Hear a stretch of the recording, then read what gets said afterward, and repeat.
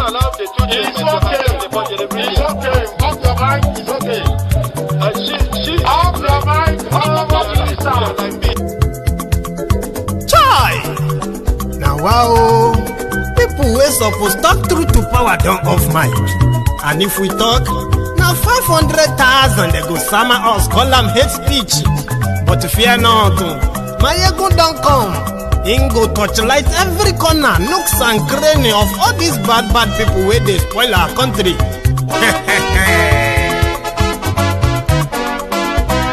So my people make we loud, oh yo yo.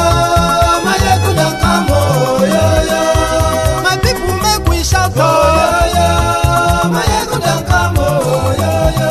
My ego don't come, man of the masses, oh yo yo. My ego don't come, oh yo yo. My ego diary politico, oh yo yo. My ego don't come, oh yo yo.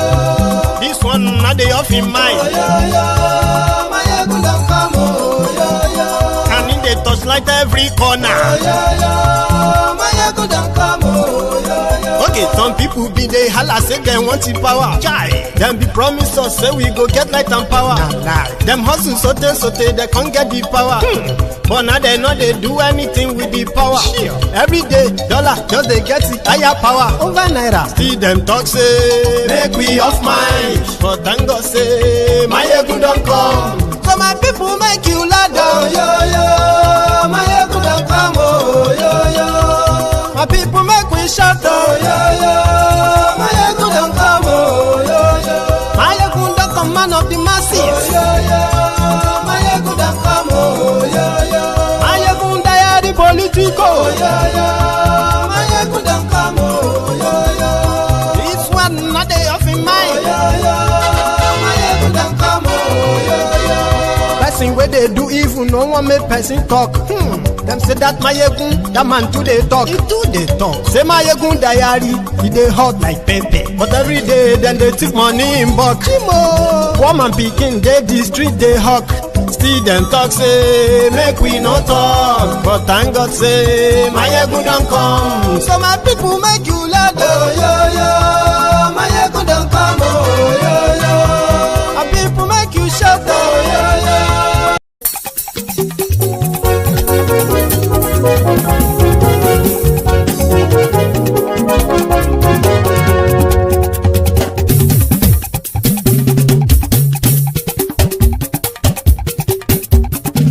Mayegun làwa mọ̀ làmọ̀ tó dòdòdò. Mayegun diary Nayibi number one. Mayegun làwa mọ̀ làmọ̀ tó dòdòdò. Mayegun diary Nayibi number one. Mayegun ti dé o ọ̀rẹ́ ara ìlú. Mayegun diary Nayibi number one. Lórí Facebook lórí YouTube. Mayegun diary Nayibi number one. Gbogbo bó ṣe ń lọ ni Mayegun já wa sí. Mayegun diary Nayibi number one. Àṣírí ọ̀jẹ̀lú kì í bò níbẹ̀ o. Mayegun diary Nayibi number one. Bó bá ṣe eré àní Mayegun máa wí. Mayegun diary Nayibi number one. Ó sì tún ṣe eré wàá gbọ́ níbẹ̀ o. Mayegun diary Nayibi number one. Mayegun diary politico. Mayegun diary Nayibi number one. Godfatherism kò sí lọ́rọ̀ Mayegun. Mayegun diary Nayibi number one. Ẹ farabalẹ̀ sẹ́ o kẹgọ́rọ̀ lẹ́nu o. Mayegun diary Nayibi number one. Àní Mayegun làwa mọ̀ tó dòdòdò. Mayegun diary Nayibi number one.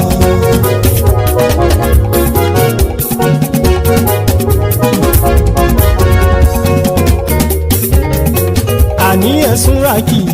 Mayegun ti dé. Mayegun ti dé. Ọ̀jẹ̀lú ẹ̀sùn ràkì. Mayegun ti dé. Àní ẹ̀sùn ràkì. Mayegun ti dé. Lórí Facebook. Mayegun ti dé. Àní ẹ̀sùn ràkì. Mayegun ti dé. Lórí YouTube. Mayegun ti dé. Àní ẹ̀sùn ràkì.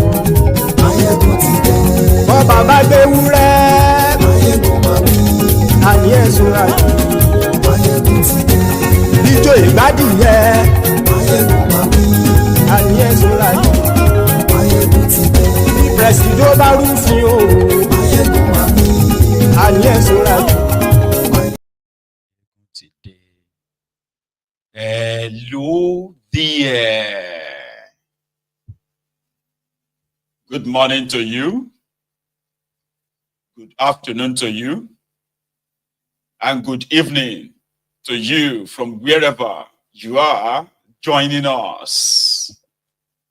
This is Máyégún Live. You can see me with, all smiles, right? So thank you so much for joining me. If you have read the caption of this broadcast, kindly read the description of the broadcast as well. Then like it, like that. Share it. Because there is love in sharing. Invite your friends, invite your not so friendly friends. Tell everybody that you think should be here. That Máyégún today and Máyégún is live. So if you have done any of that and all of that, thank you. So tonight, we are starting with a sort of a declaration, from a group called Concerned Northerners, but with some known regular faces. And their grouse with Nigeria is, a lot of people have been reacting to what happened in Uromi, Edo State. Those who felt like, it's a fair game because the Fulani terrorists have been wrecking havoc everywhere, in the country. Lives have been lost. And if what happened to these Hausa hunters or traveling hunters, pained the North so much, maybe it is time, right, for the whole country to have a conversation around this union. Because according to these concerned Northerners, they consulted with the Arewa Consultative Forum. They consulted with another Elders Forum, which means what they presented as their position kind of have the backing of who is who in northern Nigeria. And what happened?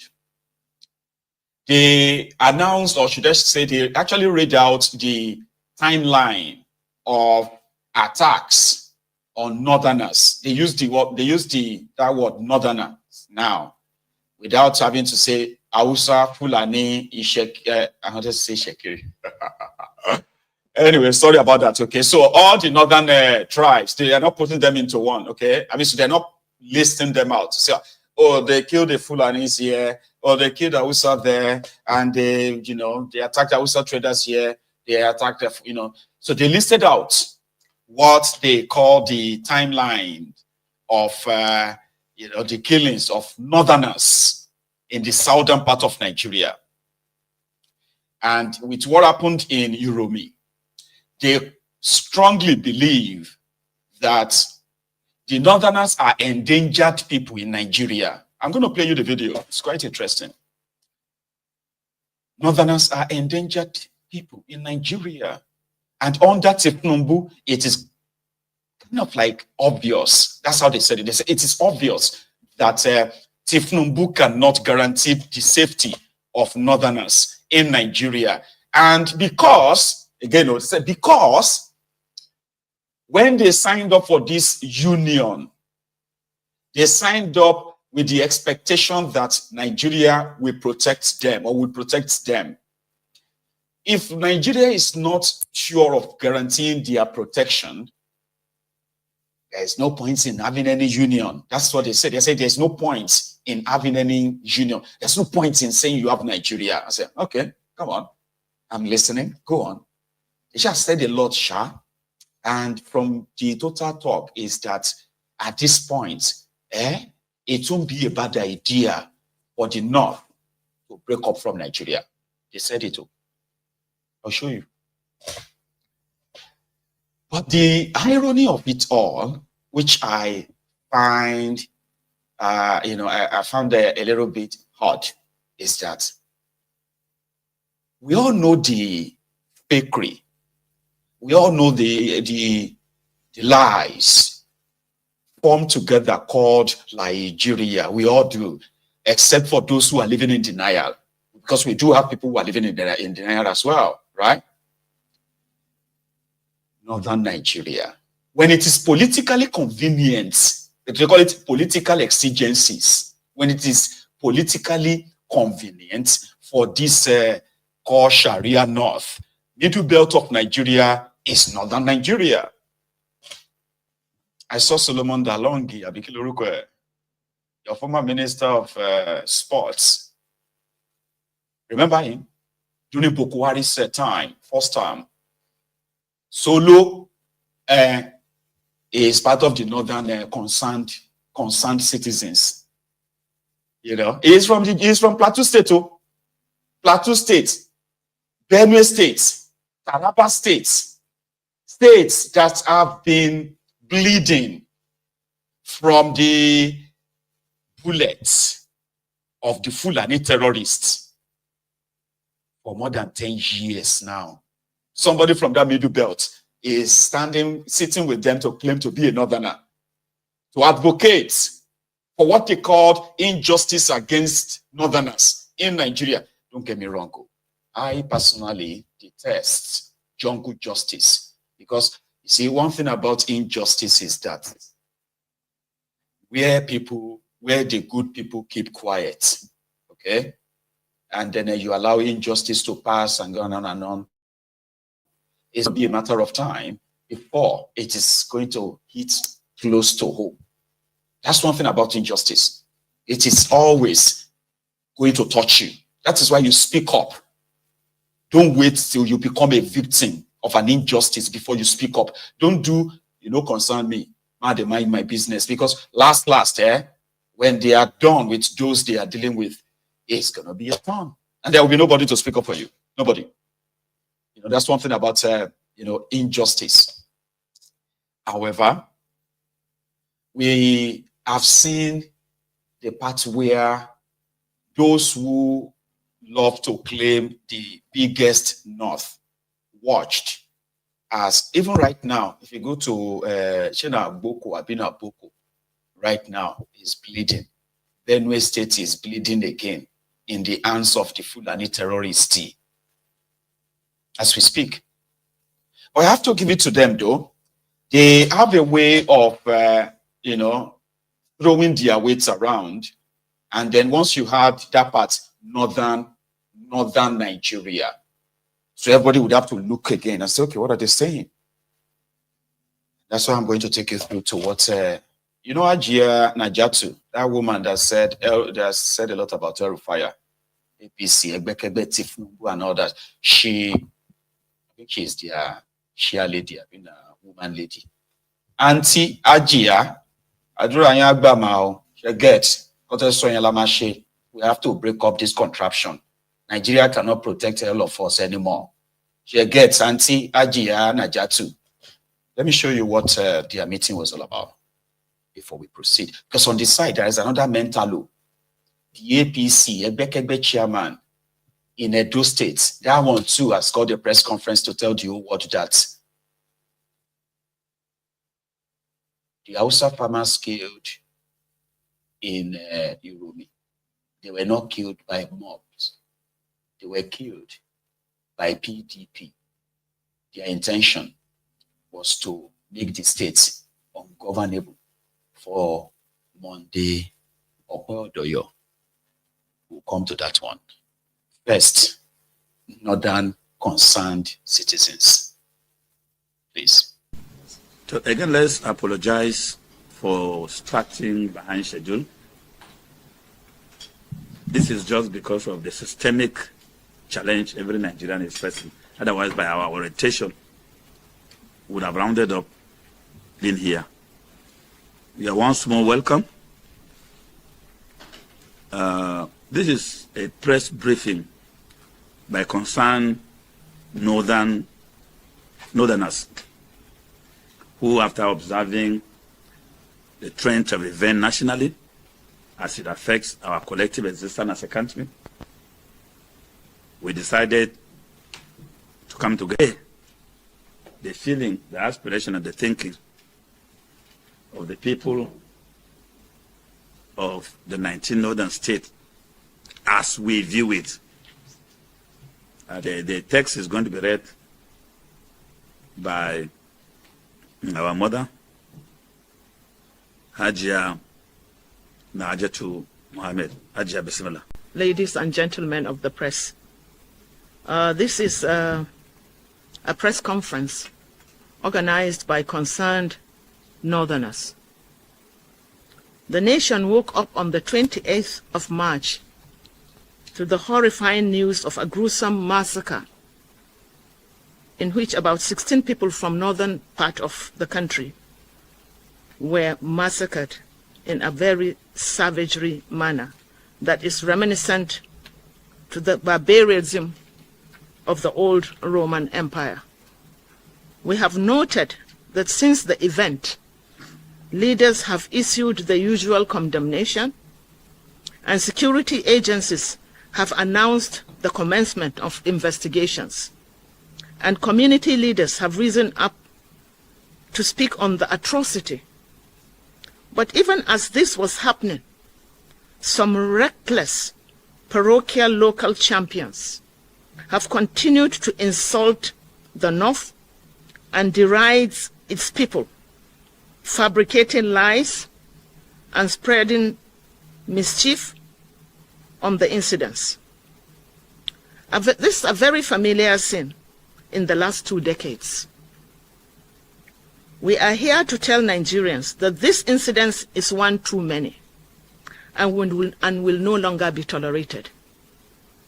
We are speaking after due consultations with the Northern Elders Forum and the Arewa Consultative Forum and some northern professionals, and precisely because we have restrained our youth from reacting and retaliating. For the records, this is not the first time that northerners have been targeted and killed under several guises and excuses. We recall the event of March 2016, where at the Mile 12 crisis, where northerners were killed. In the same 2016, another massacre of innocent Hausa traders and settlers in Port Harcourt were killed. In December 2019, in Akure Market, is the Akure Market killing, where northerners were killed. In Oyo State, at the Iganga killings in June 2021, where northerners were killed and their properties were destroyed. In April 2021, in Imo State, dozens of northern traders and cattle herders were slaughtered in cold blood by some armed bandits. In all of these incidences, the North restrained itself, even as they are far more larger in population than Southerners. In all these incidences, the North restrained itself, even as they are far more larger populations of these Southerners enjoying in the North.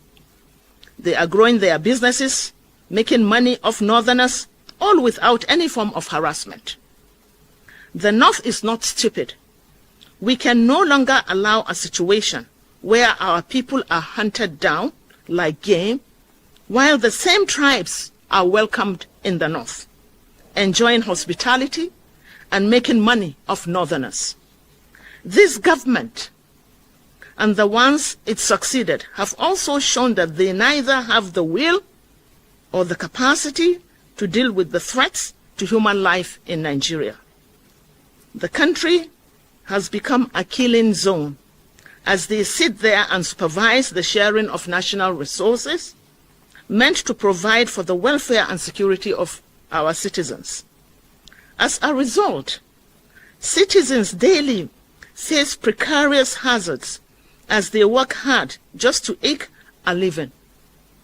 In other words, our governments are in the habit of ignoring their constitutional duties and taking care of themselves and their fantasies, while citizens who voted for them in the first place rot away in penury and anguish as if they have no conscience at all.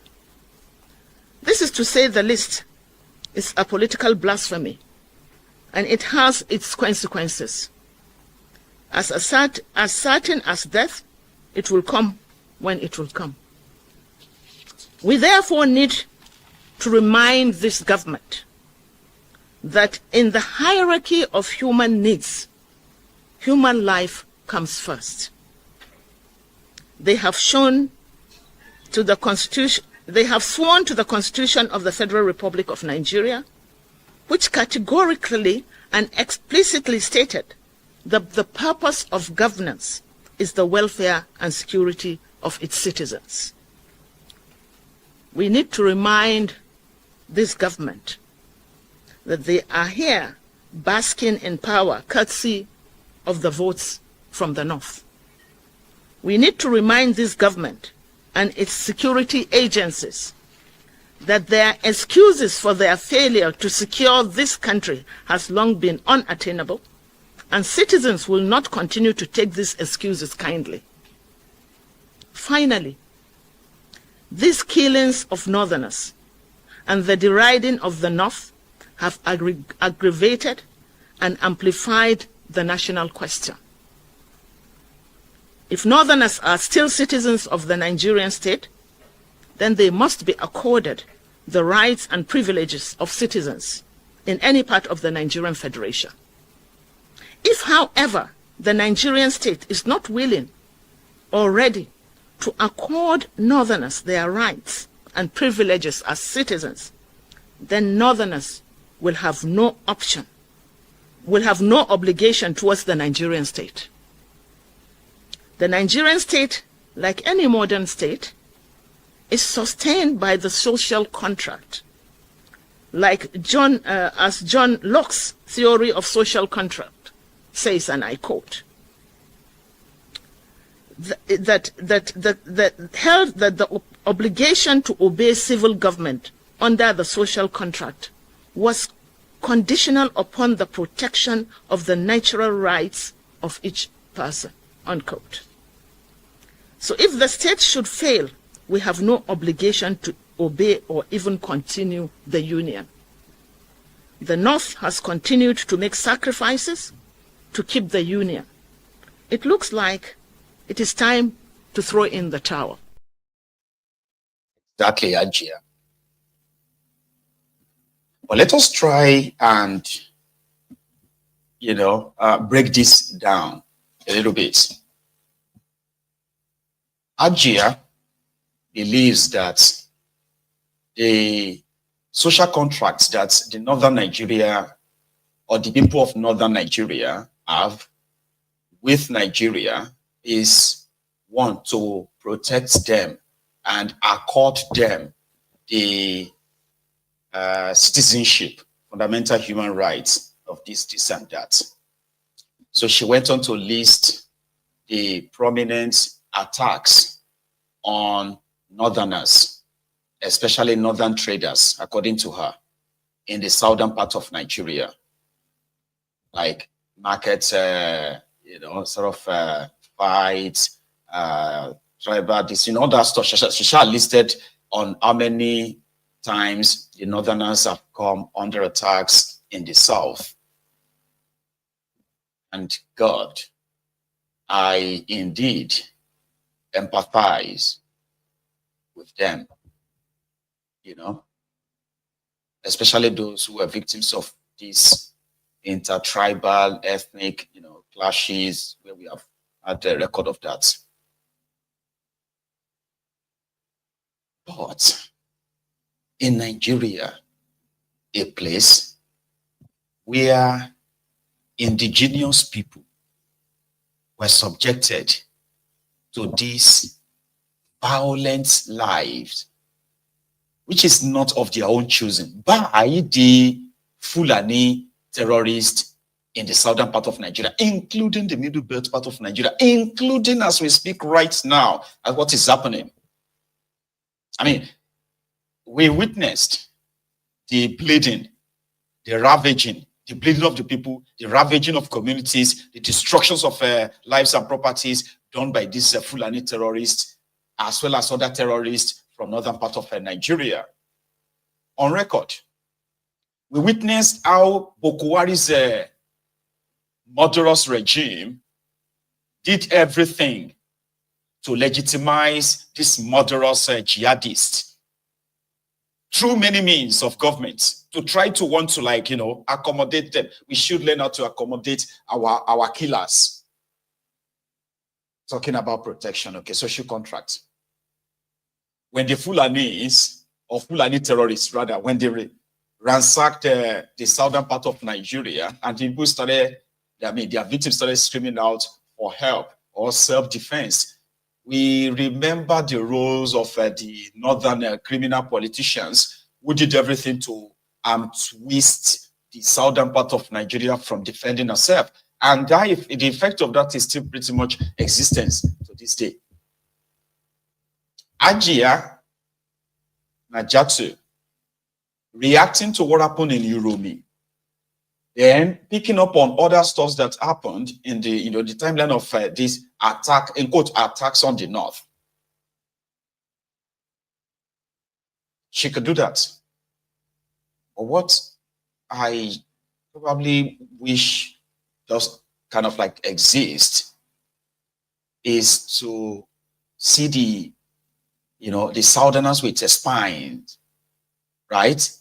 Who can indeed throw it on their face and say, listen, if the killing of northerners, as you put it, right, has shown to you clearly that Nigeria can protect them, and therefore your social contract with Nigeria can end now.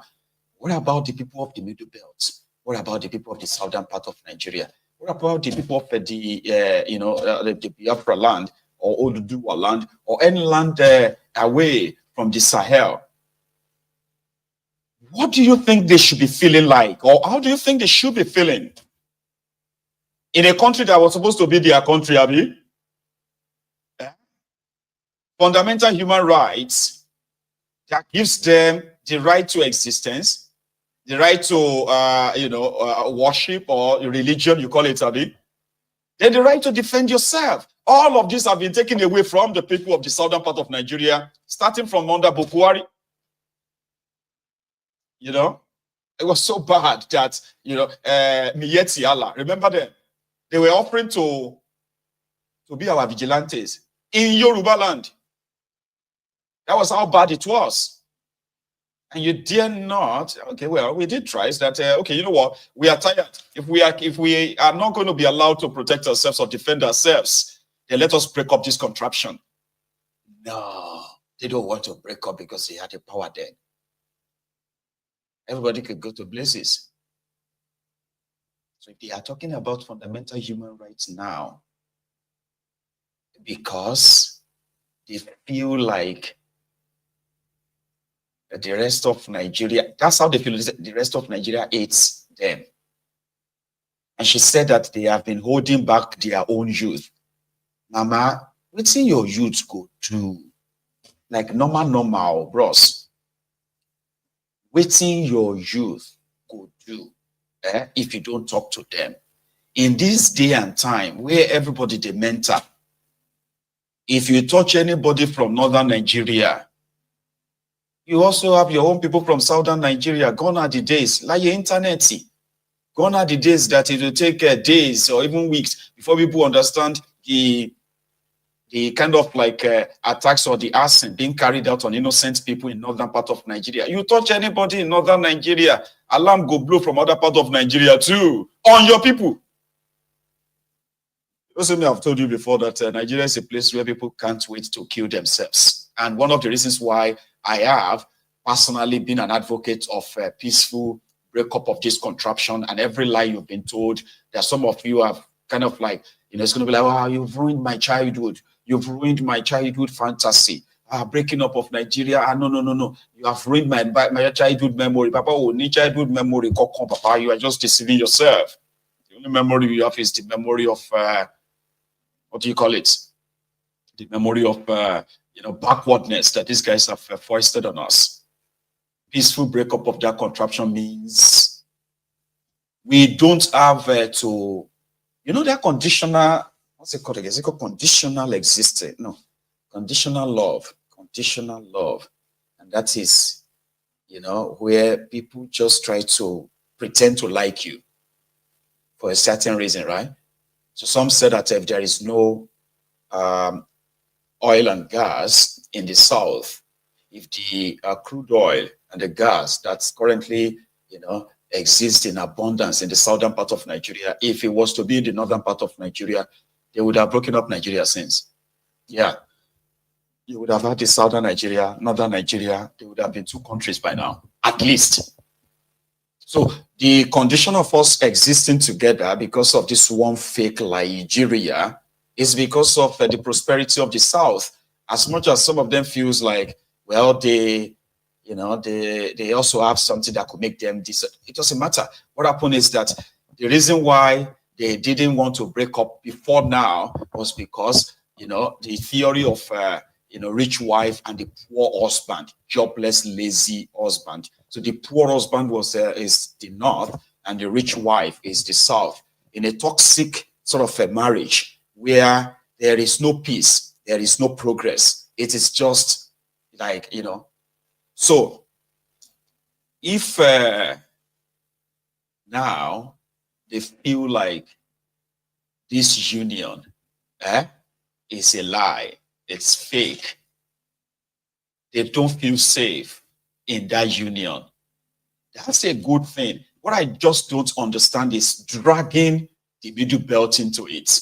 In this year 2025, somebody is still claiming that the northern states have 19, northern Nigeria have 19 states. That is not true. The same Fulani terrorists that are wreaking havoc in every part of Nigeria today, they have burned and killed in the middle belt part of Nigeria, that you'll be wondering, why are you killing northerners? None of these guys came out to say, why are the Fulani terrorists killing northerners? No. But like I said, when it is politically convenient, there are 19 states in northern Nigeria. But whenever it is the supremacy battle time, they will let you know that the Middle Beltans are infidels. Infidels. We are trying to save them, and those ones that cannot be saved by converting to their Islam will be slaughtered. What is Dalong doing there? Oh, you're going to hear that. Ajia, finish what you are saying so that everybody can understand and we can begin the process of when are we going to start it? The breakup of Nigeria. While we still appeal to our youth for restraint, this time we shall keep our fingers crossed and mount a sentinel to monitor the investigation promised and the prosecution of those arrested and the payment of the compensation to the families of those who lost their lives. Because the people they elected failed to live up to the oath of office to the tenets of the Constitution. Thank you. Internal crisis from the north here has led to we northerners, sorry, I'm also from the north, being disrespected over there. Our activities, how we go about them, we see in Zamfara, for example, Muslims versus Muslims, Fulanis versus Hausas, Fulanis versus Fulanis, Hausas versus Hausas, the kidnapping, the senseless killings. We see what happened in Jos, was it yesterday or the day before yesterday, in Plateau State, where about 11 people were killed. We also saw the example of, let's say, what happened to Deborah, which has caused a lot of reactions on the way Deborah died. So how do we get to address these issues? Can you come together and do something more elaborate on this, on the internal crisis we have in the north in the first place? before we think of, we understand that the national level is there, the government has to do something because they are the government. It's their sole responsibility to protect the people, to make sure that this does not happen again. But how do we address that of, the internal crisis we have in this movie here? Thank you. Your name and address. Your name, please. My name is Ivan Magoni. I work with Africa team. Okay, thank you very much. I think you raised a very germane and a fundamental issue. But let me enlighten you that the group of concerned Northerners had been involved in stimulating conversation in the North as to how to deal with a plethora of these challenges. And this effort indeed yielded positive results when the Northern governors and the traditional rulers met in Kaduna and took far-reaching decisions as to how to deal with these issues. But don't forget that national security lies within the constitutional purview of the national government. Therefore, all subnational efforts mobilized to deal with this issue goes to nothing if there is no refined cooperation flowing from the federal government to complement this. And this is where the 19 northern states today face as challenges. And FCT. And yes, and FCT face as challenges. You made references to some of the horrific killings that are ongoing or took place within the North, which as a people, as at when they happen, we came out, we condemn. Not only condemning, we have also taken steps to ensure that we deal with the issue of the infiltration of northern community by sponsoring political disagreement and sometimes religious disagreement just to sustain this narrative that, oh, it's not well with the North, and so the North should not complain about what is happening. And this is why we are here today, to make a categorical statement that when you sight a snake in your house and suddenly the snake disappears, you are not going to embark on massive destruction of the house because you want to find a snake. You will have to be calm to create a decoy of a peaceful environment for the snake to emerge so that you can deal with it. That is not to say when an arsonist approaches your house with a gallon of petrol, you will pretend that you are dealing with the snake question, and so your house will be set ablaze. So the North, with what has happened in Edo, we have made references to these killings, and to us in the North, it's already a pattern. And that's why we conclude by saying that all these sum up together raise the fundamental national question, which we have put it now at the doorstep of the federal government to consider it.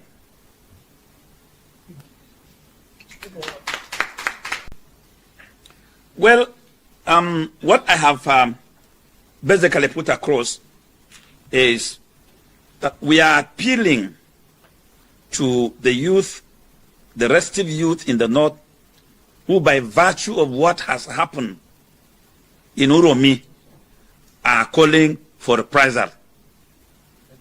And I stated that the mere fact that all of us seated here are supposed to be in our comfort zone, celebrating Salah with our families, but we are here gathered in Abuja, convey how we appreciate how serious this issue is. And we're saying that this is not just mere normal press briefing. We're going to back up whatever we have stated here with action. We're going to deliver a letter thereafter to the Edo State Government Lodge to be conveyed to the governor about what we expect of this situation. A very transparent investigation. The suspect should be paraded because the suspect had also identified themselves by the videos they produced and sent online. So they are known. We're saying that this transparent investigation will lead to accountability. And that in the final analysis, Edo State government will have to pay compensation for the lives of these 16 innocent people that died in transit.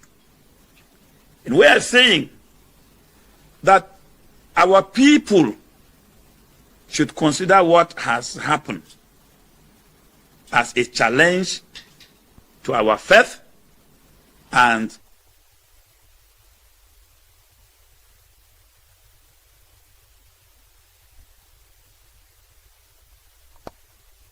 nuisance lele. Werey, did you see how he stylishly avoided commenting like strongly on the ongoing killings in Plateau State, where he came from, or the Middle Belt killings, where he is also from? Then he went on to demand for compensation.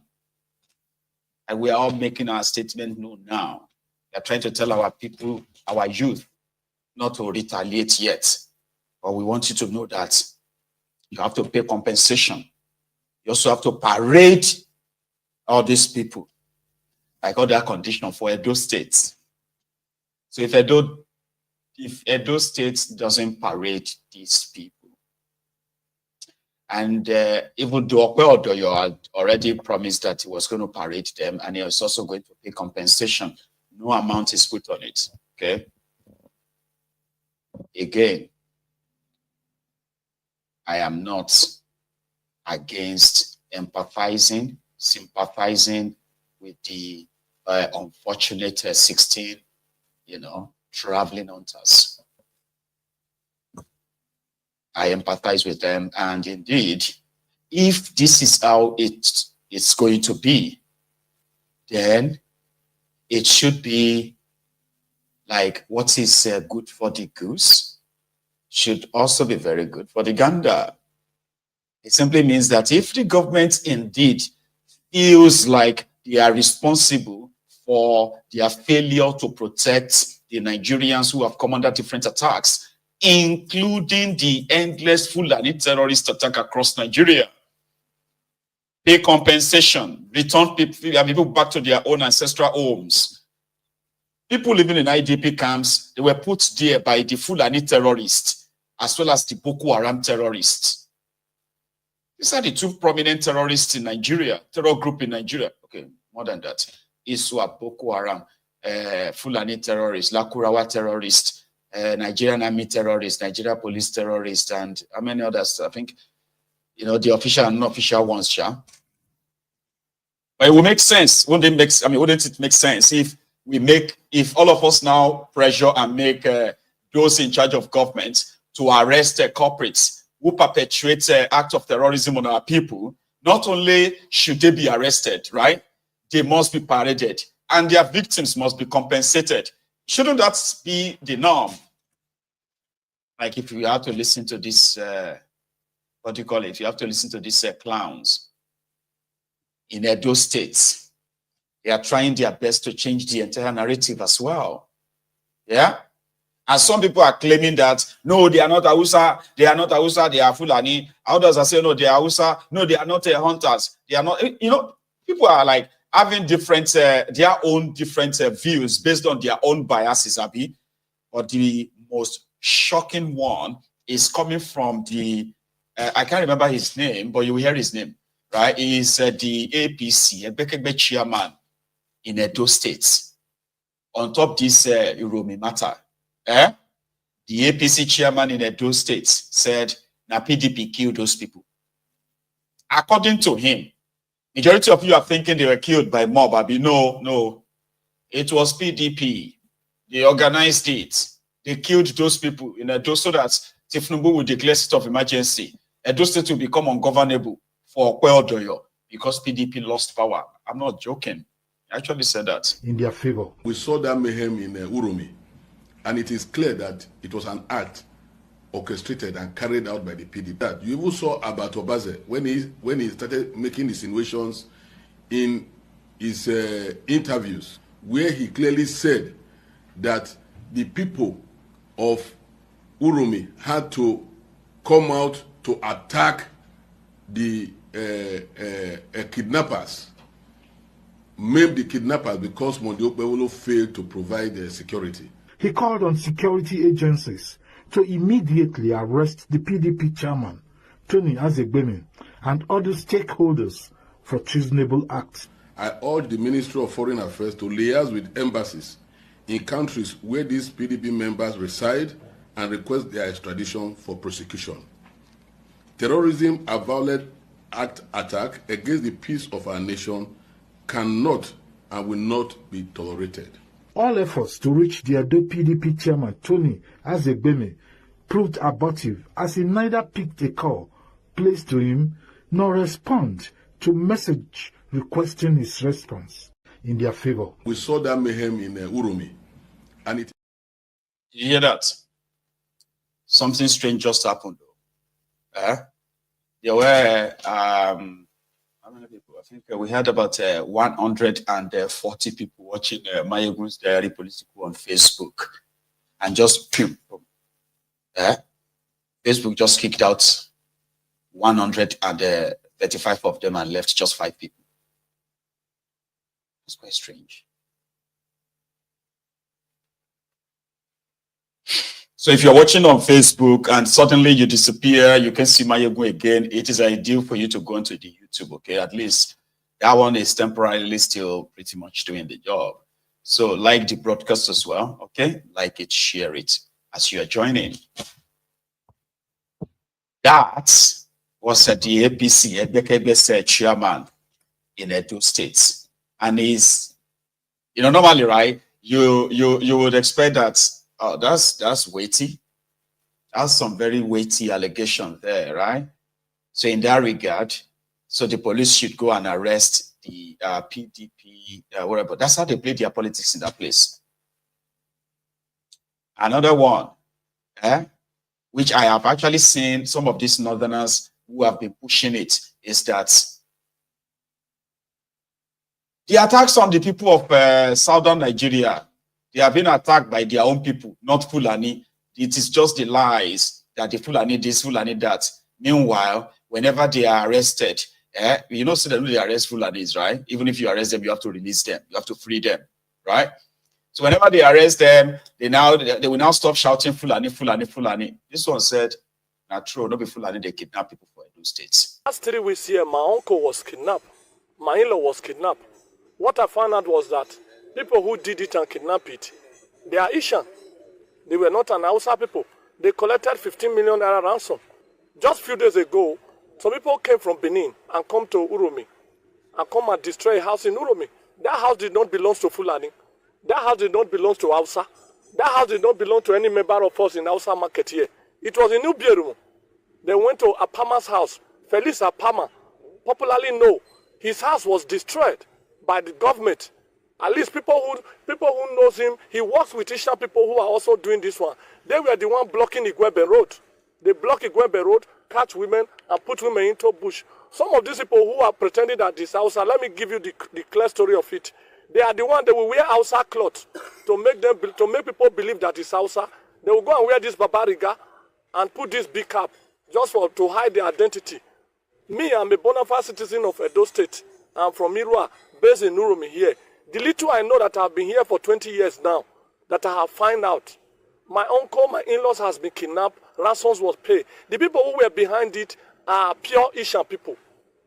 They are the one doing it. Let us call a spade a spade. Let's stop hiding under the sheep of Hausa. If Hausa man mistakenly kidnapped, he will ask for 500, 1 million.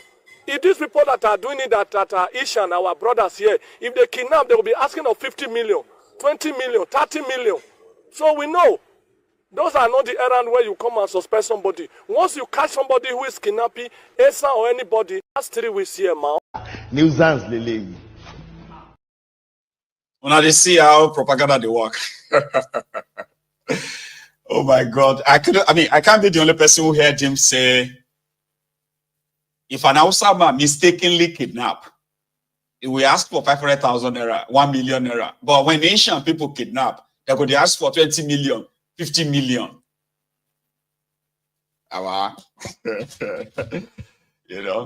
Anyway, that's you can make, you can do with whatever you like, okay? You can do whatever you like with that information,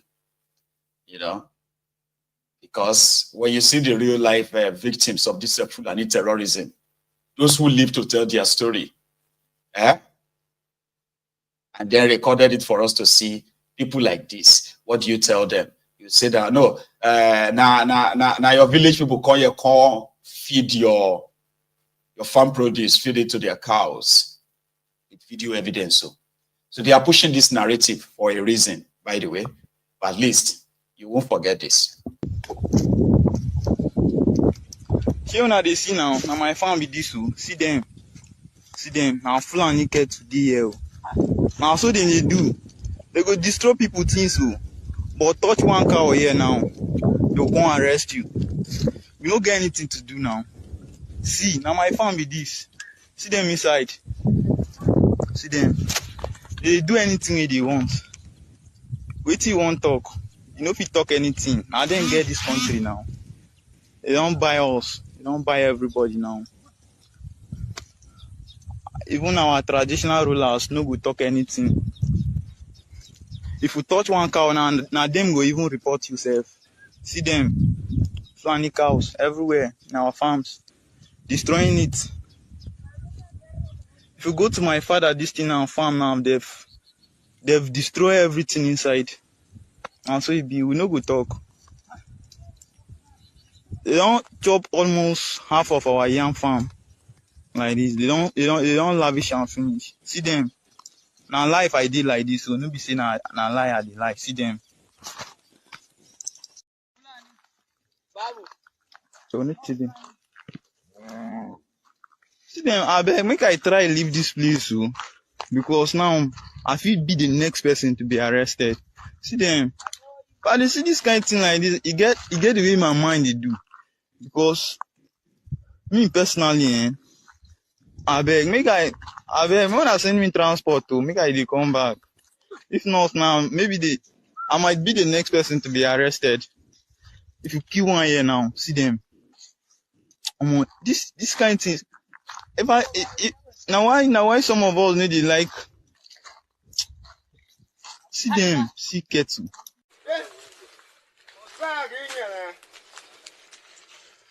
See my farm, see my farm.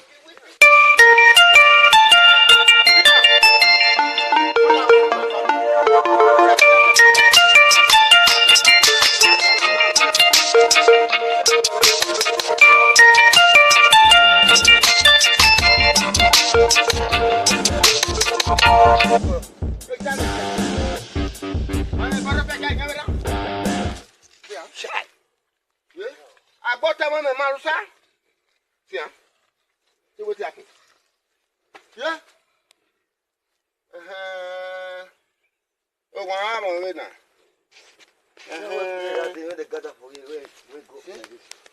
See ya.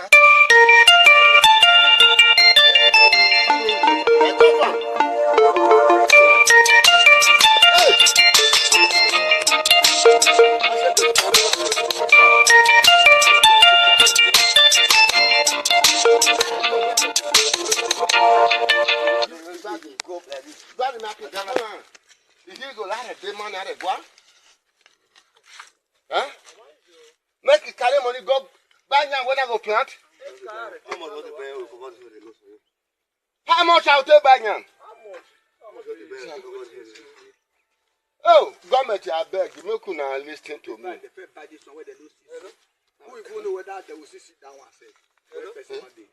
When you go to buy again, government, make una, we will go to register from Fulani. Make them go to register from Fulani before you farm for Edo State. Oh, Monday, Bible. I beg you, we say you go help us now, make us vote for you. Listen to me. Listen to me. With my age, I found finish Fulani confirmation. Huh? Is good?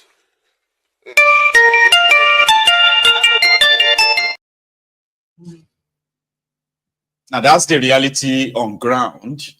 So those of you who probably want this to be like a bad, sort of like a bad completely scripted movie, it's not real, or it's just been exaggerated. Maybe some people are just trying to kind of like make trouble and all of that. Videos like that are to remind you that there are real life victims who have become so powerless. You get that now? They're like become so powerless. They are like on their own. There's no chance, right? That the government gives a shit about them. In Edo State, that's from Edo State. You know? So if you take the law into your hands, you know, you get punished for it. But there is this guy. I want you to listen to this guy. Like the other two Northerners, I shared their clips with you 2 days ago, right? Talking about what frustration that led people to take the laws into their own hands, since Nigeria continued to seems to ignore, you see, the destruction brought upon the people by the Fulani terrorists. But he's also like a Northerner too, which means he's doing his best to try to be fair, for you be the judge on this same matter. How far? Are still there, most of the messages. What happened in Uromi is devastating, is terrible, and is so sad. I feel really sad that at this point in our development, just when we thought that, as you know, especially as young people, that we are ready to salvage the country from, you know, the shackles of ineptitude, the shackles of this divide and rule, you know, that our leaders have succeeded in doing. See how we have turned, you know, against each other, and then the monstrous individuals that have put us in this situation, those that have led to injustices, you know, are having a field day, are enjoying, and they're just looking by the side. What happened in Uromi is the highest form of inhumanity that you would see. For people to come out, you know, to hit, to slaughter, to burn, and you know, it was really terrible to watch. And I say this without mincing words that as a Muslim, every mob action is condemned. And we are saying this, you know, sometimes it's really painful and annoying whenever we talk about what Islam says, and then somebody, you know, comes and they say, oh no, they are lying. We are in a time where information is out there. You have artificial intelligence and everything. Go and check for yourself. I challenge every non-Muslim to go and search for himself. What does Islam say about mob action? Is it allowed? So we condemn it. And it's really annoying that the fact that we witnessed that act of inhumanity and we came out to demand for justice, and then our brothers from the south and sisters are insulting us as if we do not have the right to demand for justice. The way they've been defending it and trying to give comparison with what happened with Deborah, which we are going to address, is really sad. Are we trying to say that what happened is right? Are we trying to say that this act of injustice, this act of inhumanity is justified for any reason? I wish to categorically state that at this point, personally speaking, it's there on my Instagram. In the year 2021, in January, my uncle was killed by bandits. My uncle was killed by bandits. I have an uncle who is in Bauchi, who has lost his eyesight due to the effects of, you know, the activities of Boko Haram. The atrocities of bandits, the Fulani bandits, and all other bandits has affected more Muslims, more Northerners, more than any other region.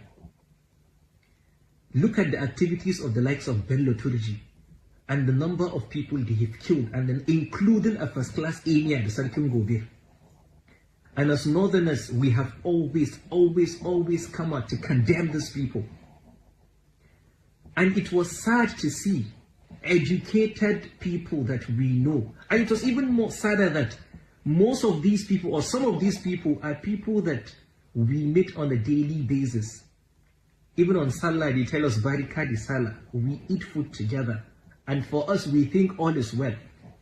But we saw that one of the major justifications that were given, or one of the that was given, was the fact that Fulani have been, did they buy us, did they kill us? So are we trying to say that if a Fulani man who is a bandit kills you, then any other Fulani man is responsible? Is that what we are trying to say? I'm not even going to bother myself to begin to give a distinction of who a Hausa is, who a Fulani is, because for a lot of people that are from the south, they don't even bloody care. But that's not even the issue.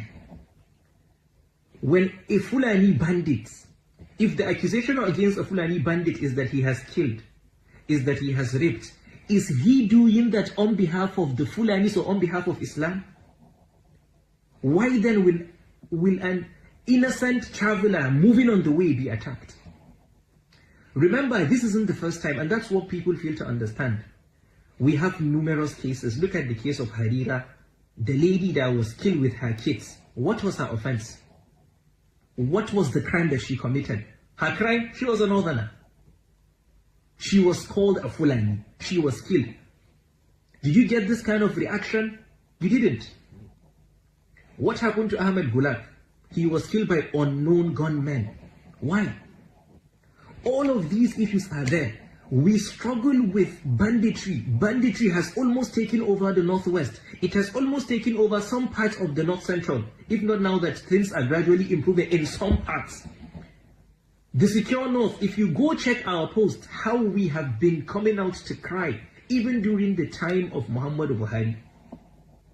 But every single day, we are victims, and then when things like this happen again, we cannot come out to say that an act of injustice should be condemned. How can we move forward as a nation like this? How? Suddenly it has become criminal for you to be a Fulani? So a bandit, a criminal, let's think about it.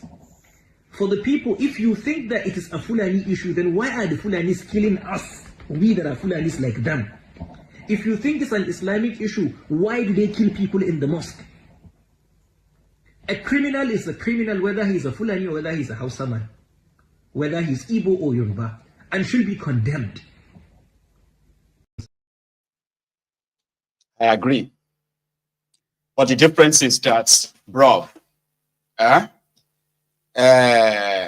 even though, by the way, what I want to say now, okay, may be a little bit unsettling, all right? But you are free to possibly pick it apart, okay?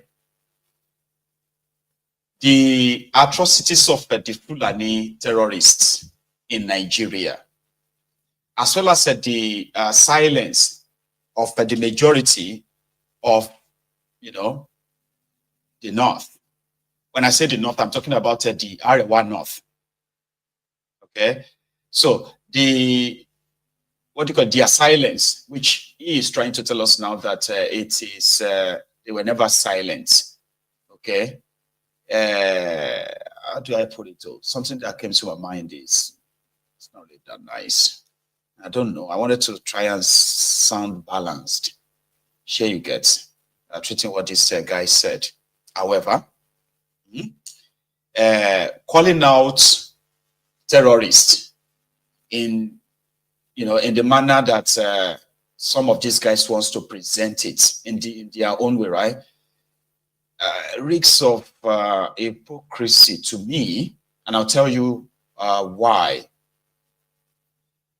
Some of us have discovered before now, and this is based on empirical evidence, okay, that except for when it is politically convenient, in reality, the Hausas, the other ethnic nationalities from that northern part of Nigeria, they have one very common subjugating ethnic group.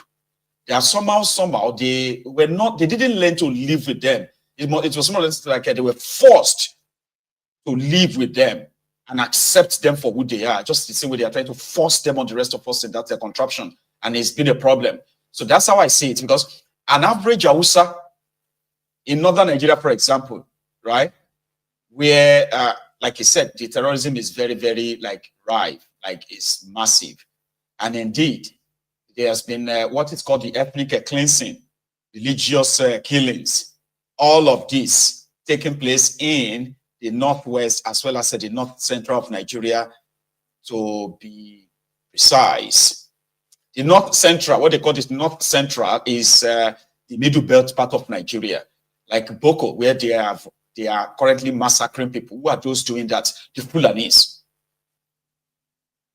So, if being a Fulani, which again, like I said, I want to empathize with him, if he's a Fulani guy, you know, during the time of Boko Haram, I said something. I said, the Fulanis are going to find it so hard to be trusted and accommodated in any part of Nigeria in the long run if these Fulani terrorists that have been busy ransacking communities, kidnapping people, where people have been sharing their own personal experiences and all of that, if they are not, instead of trying to pamper them, if they are not dealt with, Boko Haram won't be in power forever. And when the consequences of the blowback of what the Fulanis were being allowed to do under Boko Haram, when it starts, those of you who are the regular Fulani, there are things somehow, because you are the Fulani president Boko Haram at the time, right? And then you felt like you are on top of the world, or you love that, playing the victim card of, oh, they hate us. Oh, they hate us because we are Fulani. Forgetting the fact that what prompted the reaction of people in this manner is due to the activities of the armed Fulani terrorists in the forest.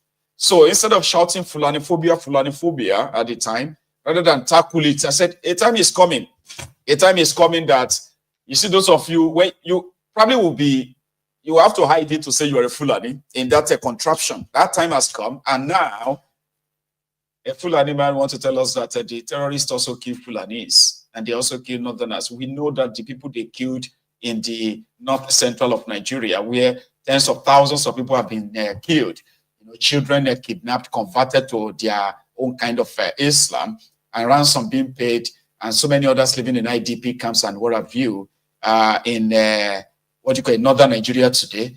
Those are not Muslims. Yeah, I'm not saying that there are no Muslims among them. Don't get me wrong. But we have seen the religious cleansing, the ethnic cleansing, the entire massacre going on in north central of Nigeria as sponsored. So these are not just like clashes, as they normally say. They are not clashes. They are sponsored attacks on these Christians. Most of them are Hausas and other ethnic nationalities who are indigenous people to this northern part of Nigeria. And the effort to try to chase them away from their lands.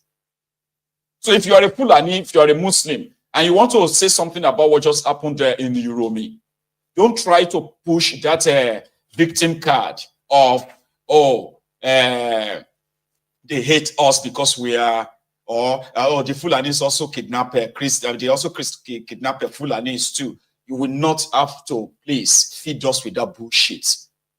Please. Fortunately, I want him to be on record, by the way, just like others. Listen to this part. Simply because all they are calling for is justice. And you begin to start certain comparisons. The first thing, the first relevant issue when a crime is committed is number one, is it a crime?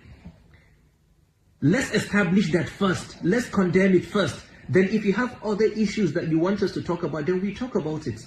But why do we continue things like this? How can we move forward as a nation if we continue like this? The stereotype against the Fulani, the stereotype against Muslims is too much. The Islamophobia is too much.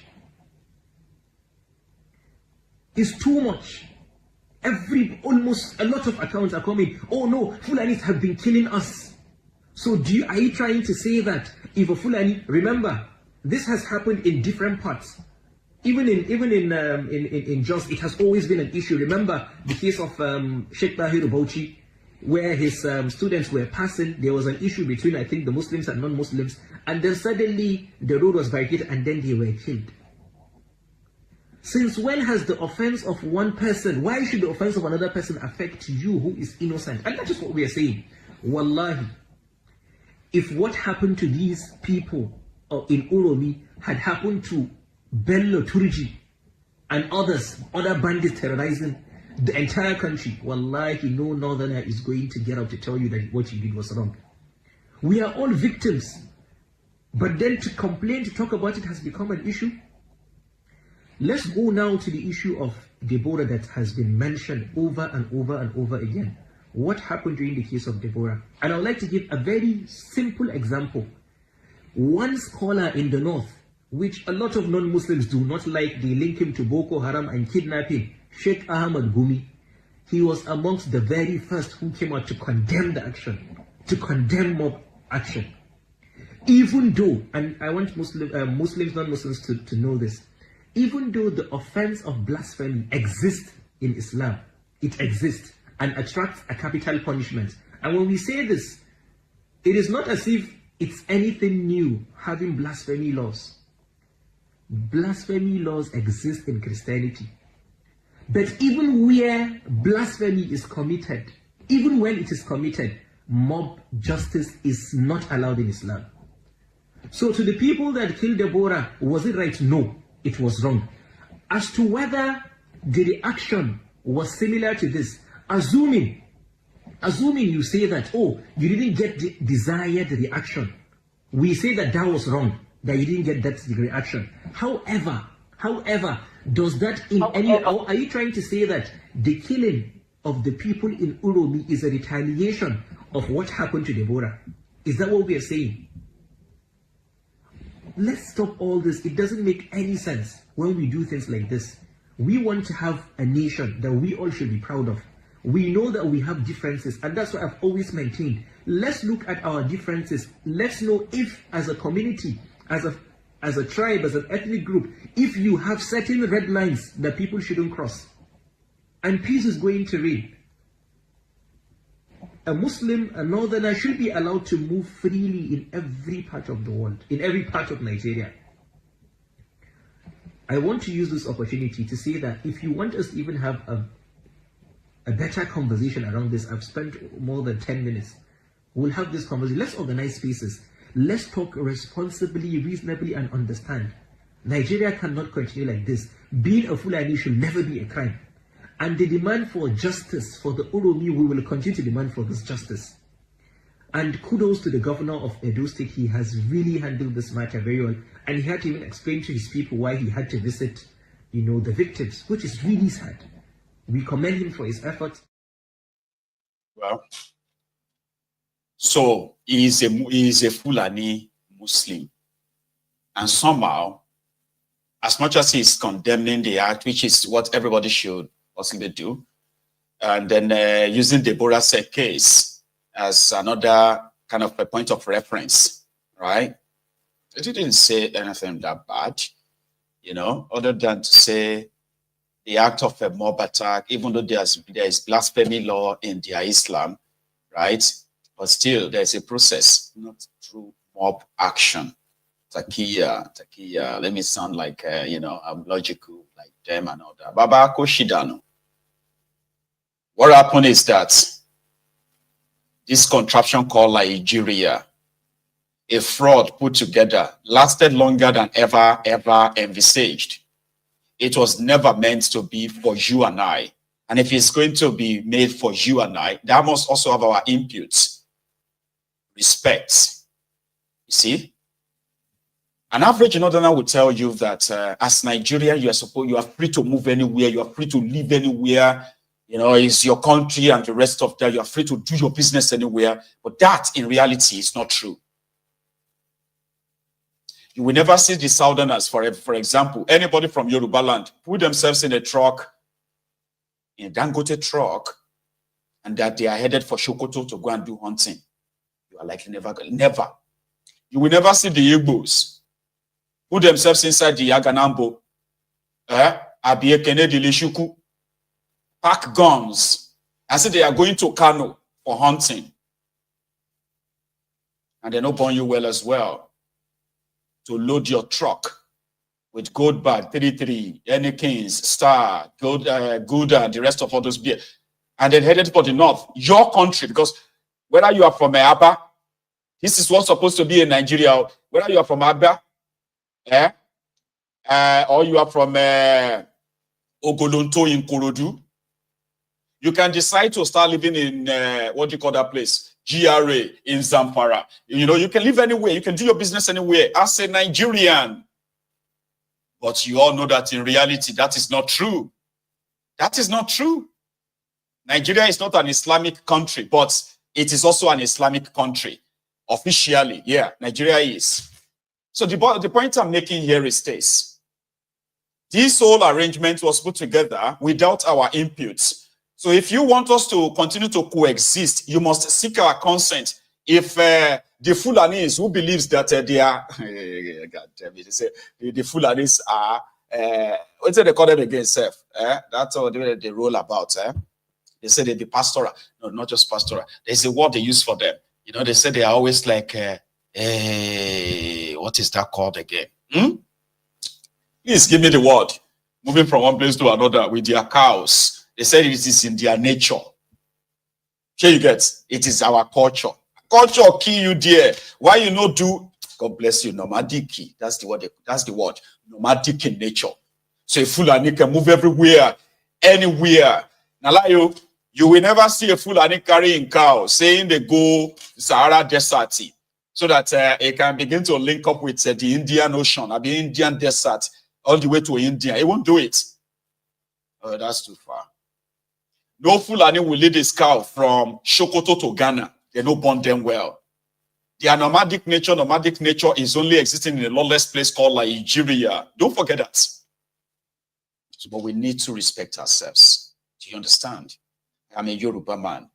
I know where the border of Yoruba land starts from, and I know where it ends, from the north to the east, you know, to the south of Yoruba land. I know where our border. We know those who are within the space of that border. We know those who are without the space of that border. So if we agree to continue to be part of this contraption, it must come with an arrangement that they don't burn any Fulani well.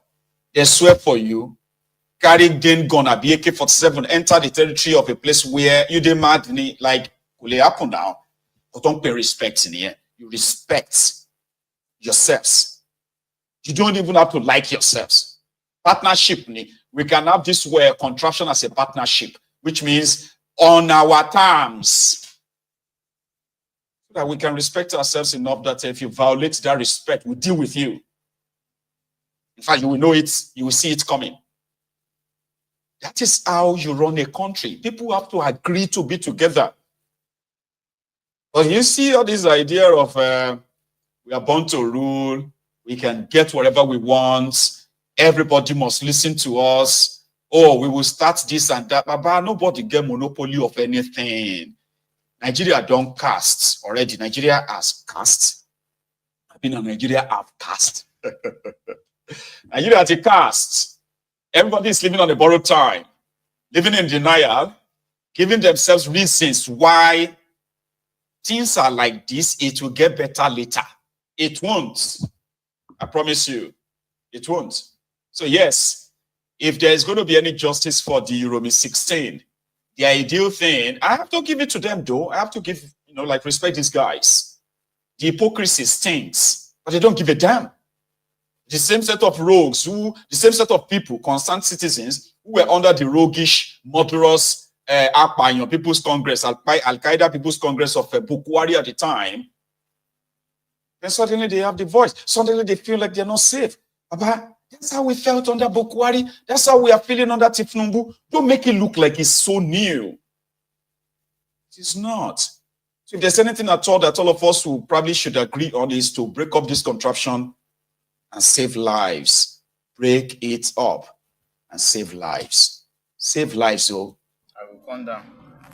See, Army shot me gun just now because he asked me that I should find him something. I should give him money. I told him that I don't have. I'm going to buy something at the junction. This just happened at MCC Road, Imo State, close to Toronto. The army man stopped me, asked me to, I should give him money. I told him that I don't have change with me, that I should park. I park. After parking, he do touch, so make I dey go. As I move, now the guy fire me. see my car. If fire me, shoot me gun. Shoot me gun. The gun reach my finger. See am. Now wetin happen? Na for MCC road. Inside my car because I came this morning.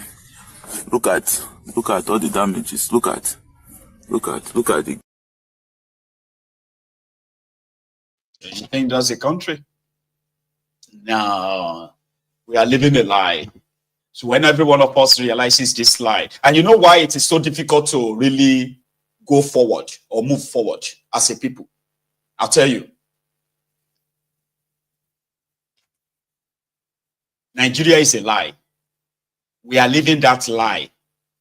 We know the truth, but the truth is so uncomfortable. It's so uncomfortable for us, and therefore we stick to the lies because that's more convenient, comfortable, so that we can keep giving excuses, reasons why it's not working, why it may never work, and the rest of that. But when you say, "But let us break it up," like let's talk about everybody going their separate ways or renegotiate these arrangements. Like we can do that, can't we?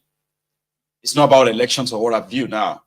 It's obvious that those who are in charge of the contraptions are only there for themselves. Whatever negotiation that put more money in their pocket is what they will do, even if it is at the expense of our lives, right? So the way forward, right? Break it up.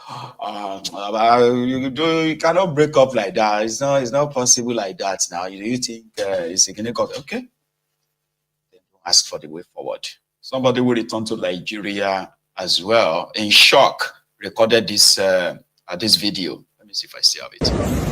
Traveling to Nigeria is like an extreme sport. Everything is just wild. First of all, it feels like a war-torn country. Look at. Have they fought war in this country? Because I don't know if you've been to Zimbabwe or Ghana. And secondly, everybody has body odor. Everybody smelling. To wait for our king like this to come, everything is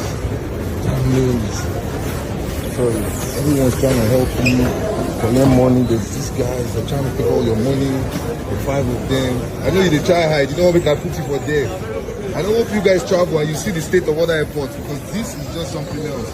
You're like, God bless you. No internet as well. They don't have internet. Do you know that one person can just pay for the whole of this country? How can you not have internet? I've taken to Zimbabwe, Accra, Ghana, South Africa. I can go to Uganda, say it's better. Uganda airport. Of course, Uganda airport is better than Nigerian one. Where's my box?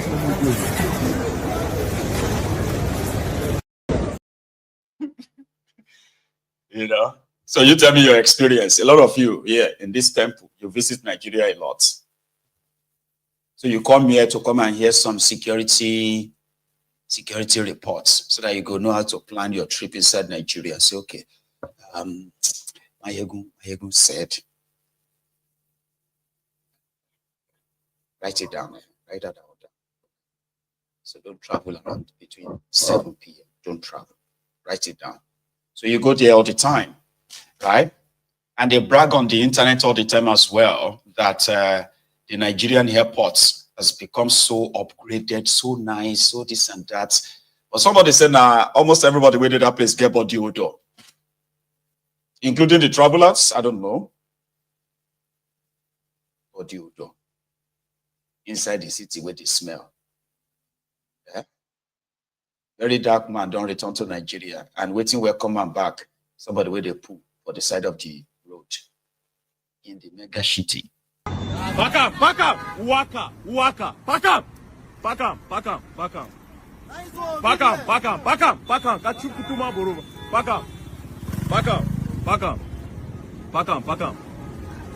up, fast, slap you, back up. Sharp, Waka, Duru Waka. Now get the fuck out of here. You are mad. You are very stupid. This could be like toilets. Kutuma Boro Banka. Get out of here. You just enter Lagos. See the first thing where the food they for road they do. They shit for road. That get talk down say Lagos they smell. Nobody even talk anything. Nobody. Come on, get out of here, idiot. For road. Foolish cow. Sebula animal. You don't get shame. Clown. I just touched down Lagos. Nah, from Ghana. Kokopi just come carry me. As we they come, the bridge, that's the Ikeja bridge that will take you to the airport. We just they come with motor, lights just flash. On top the bridge, now where that guy stay, the sheets. On top that bridge. If motor lights flash in face, he go turn. We reach for another take, we say, wait. Now see that guy, the shit too. Four corner and tell him, stand up. Guess what? A lot of people have been passing. They see that guy, they do that. None of them agree stop. Meanwhile, that guy toss a Lagos, the smell on the face. None of them agree stop. None of them. Everybody go just. They shit for streets. I mean, for main road, though, where cars were passing. Oh, God damn it, man. Anyway, there is more. But I want to hear this pulpit message from this man from. Is it Enugu? Very often, the church has always been building churches. They should build industries, build factories. And again, they will say, all the churches in Europe are now empty. And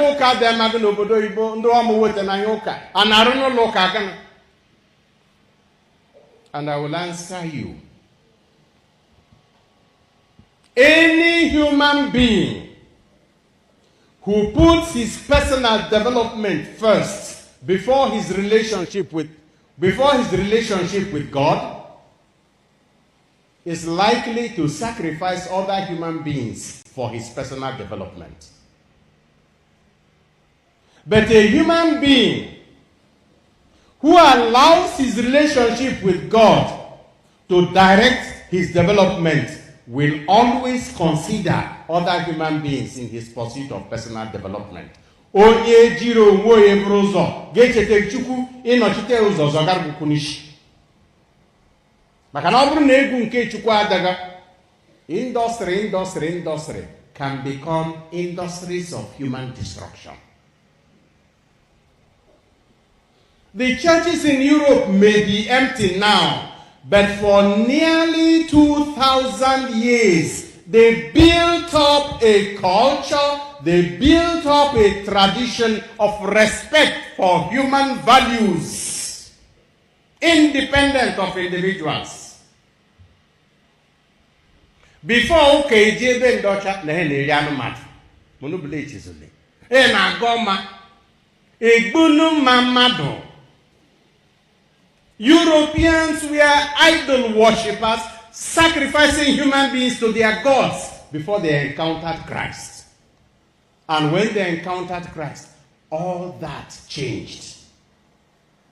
Even when they enslaved others and colonized others, the gospel always reminded them, do to others what you would like to be done to you.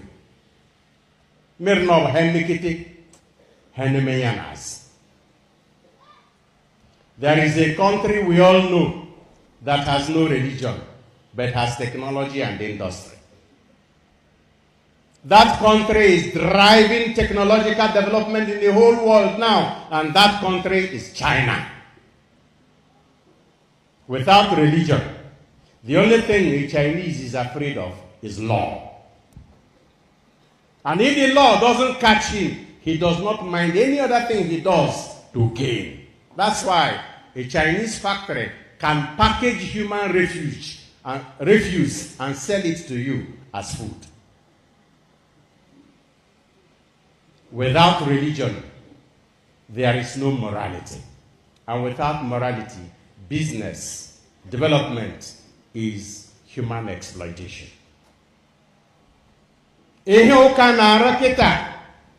But to form people is under man. Onyazmara, onwem industry, or maran and an army or a woman, Kichukumo mad. onye azụmara o nweta ego o chete na o nwere ndị ga-eji gị onye azụmara ọ baa gọọmenti o chete na o nwere ndị ọ na-eje n'ozi. The church builds human beings and their consciences so that when they have opportunity they will behave like morally as they should. Yeah. Let me make you understand the message. So the man was preaching about the fact that you see, more and more people are no longer believing in this imaginary God. As they are watching their pastorpreneurs, as they are watching their Mama Gios, Baba Gios, building these mega churches, mega schools that their children can't really attend. And somehow, more and more people are pretty much losing interest in religion. So he was there trying to make people understand that, yeah, he's been abused. It's a long preach, by the way. So it may not be for you. He was talking about the abused system that today, more and more people of this generation are becoming disinterested in this their sky daddy, as they can tell, what do you call it, the fraud that some smarties have used religion to benefit themselves. But that's not that. Okay. There is, that's another video, by the way. Okay. But I'll come back to it. So 3 days or 4 days ago, was it 4 days ago or 3? 4 days, yeah. When it went viral, the news of Werey Wike's collapse. And this was after the chief of, head of service of River State, right? Nwaeke guy, right? Resigned and then dropped the bombshell of what he accused the Fubara of, looting, as well as arson, which is the bombing of the Status of Assembly, blah, blah, blah. So Werey Wike was said to have collapsed. Some said he was dead. Others said he was flown to France for medical treatment. So I didn't see any evidence of all of that. And I went on Mayogun's Diary Political on Facebook to say, there is no evidence that Werey Wike collapsed. Well, as usual, because there are those who knew that he didn't collapse. There's no evidence of it, but they wanted the news to be true anyway. Well, he collapsed, they won't tell you. Even if he collapsed, they won't tell you. He's dead. Werey Wike is dead. I'm like, you don't have evidence of that. Yeah, but I have evidence. I was at the airport. He collapsed like this anyway. It's typical. That's Nigeria. So it's just to show to Werey Wike that there are those who genuinely want him to possibly just perish. By, as they say, they would buy. There are those who wanted the news to be true. That's how much they detest him and everything he represents. Unfortunately, Werey Wike is still here, and he had this to say about that. But it was seen yesterday, by the way, where he went to do inspection, it's called, and his statements speaking to the press. Welcome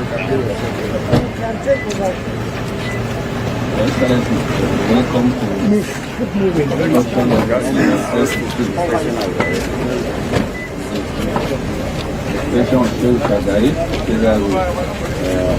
right, this side is the summer side, it's already connected to and this side is the bridge. The bridge that we came last time. Yes, sir. From the other side, so we can see.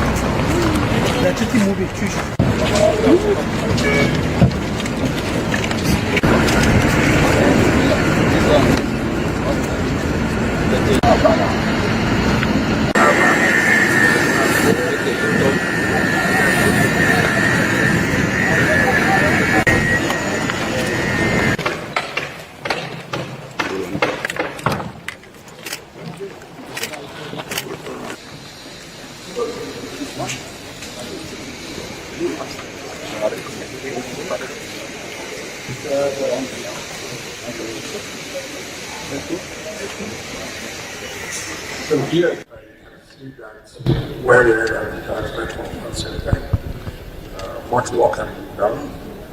Like to the time they have given and the good quality job by the grace of God.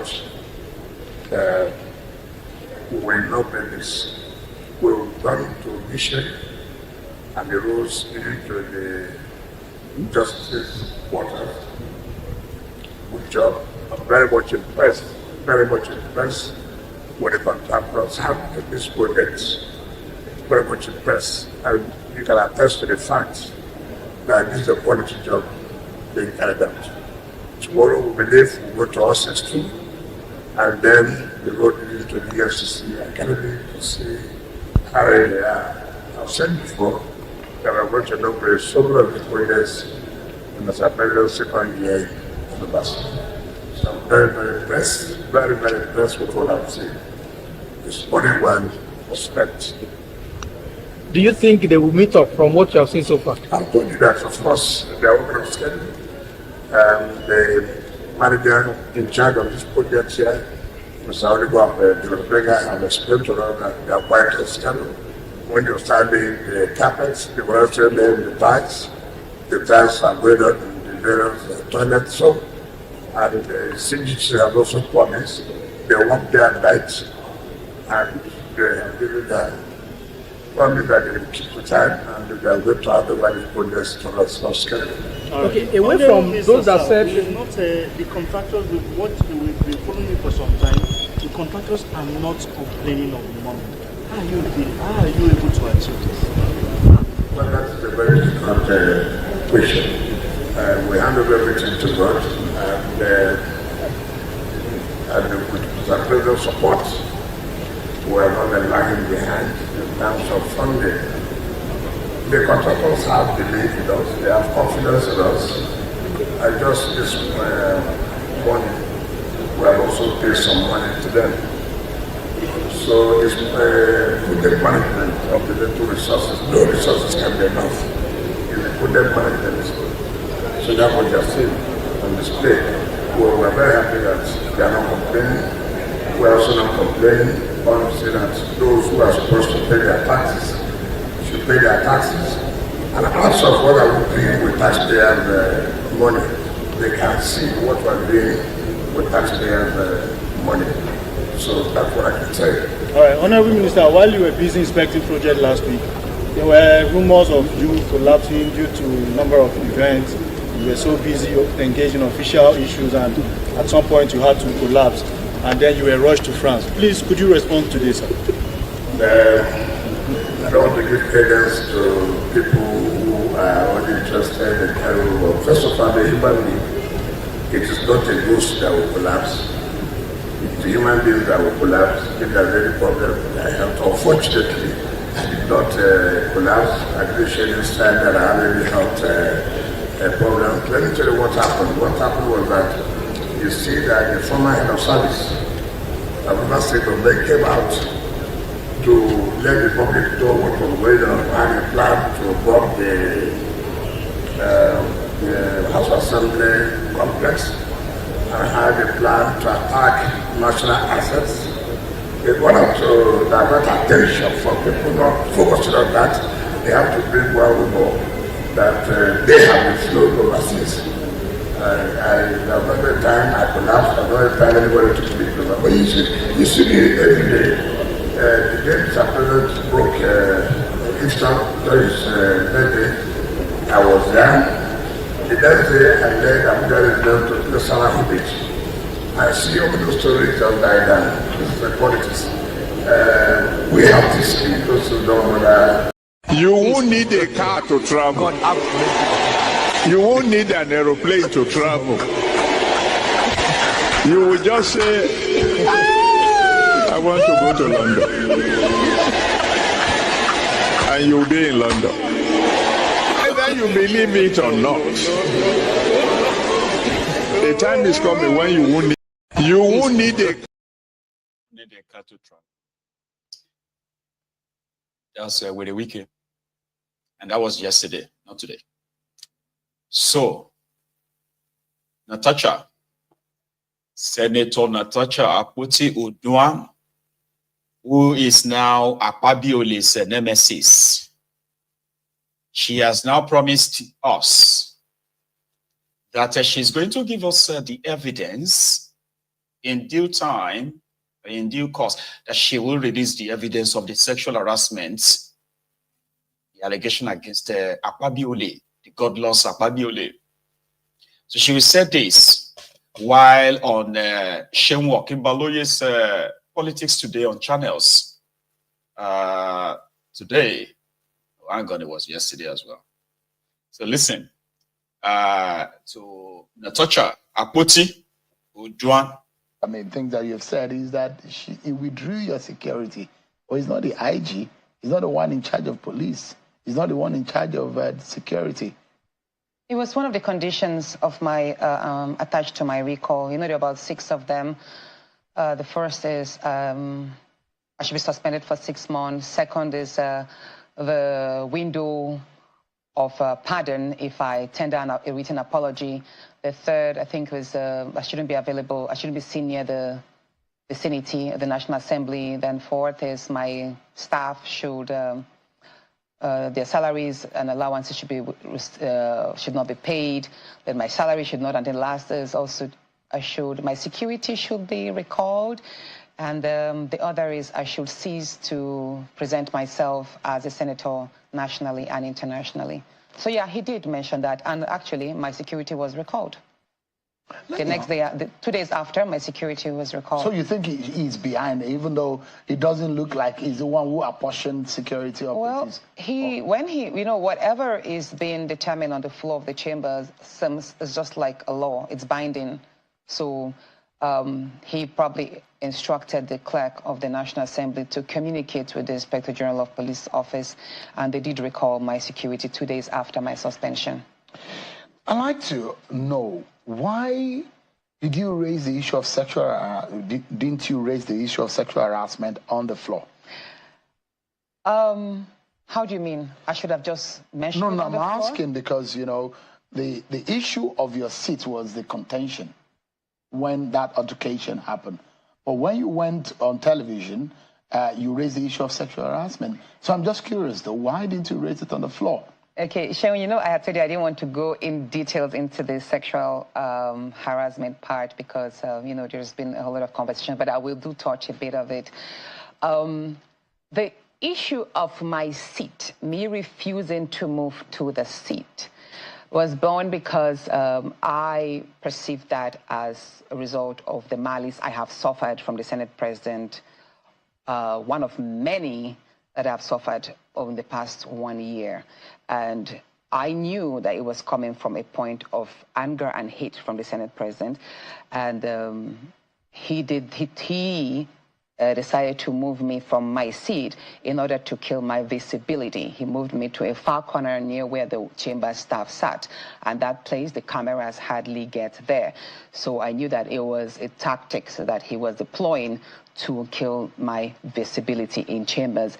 And I know that he did not follow the normal process because I ought to have been notified by the clerk of the National Assembly. Now, before where I sat, where used to be my seat in these new chambers, we were all notified 4 days before then. And I do have the notification where it's like a little chat and every senator's name is written in their boxes. So you get to see your allocated seat. And then senators are given a chance to argue and say, you know what, I don't want to sit here, move me to this place. They could have one reason or the other, and they were given a chance to argue. I wasn't even given a chance. I wasn't even notified. Thereabouts that seats were changed.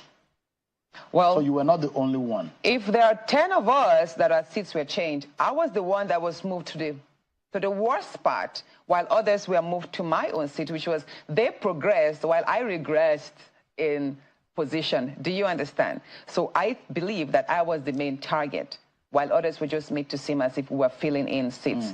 Now, the excuse he gave, they were saying was that because Senator Ned Nwoko and someone else, they camped. Senator Ned Nwoko sat right in the very front. If they are moving me to Senator Ned Nwoko's seat, that's fine. I mean, if they're saying they want to fill in the vacant seat, so move me right up front. I don't mind there. But why do you have, of everybody, why are you moving me there? And let me say this. You know, I did mention that there is nothing that happens or is being spoken of, even in whispers, that you don't get to know. I already heard 2 days before that the Senate president complained to some senators that each time he walks through, because I was sitting by the aisle, the first seat at the top aisle near the door, that each time he walks through and he passes that, my presence angers him. He has complained about that. He had even told some people that I gave him the bad eye each time he walked past, and sometimes I don't even stand to honor him. Why don't you and let me say this. Since I resumed as a senator, I always observed and respected the protocol according to the Senate rules, and I always stood to honor. You will have see lots of pictures I stood. The only 2 times I refused to stand were the 5th and the 6th of March, which was when I already moved to my new seat. These were the only 2 times, and that was out of protest. I said, you know what?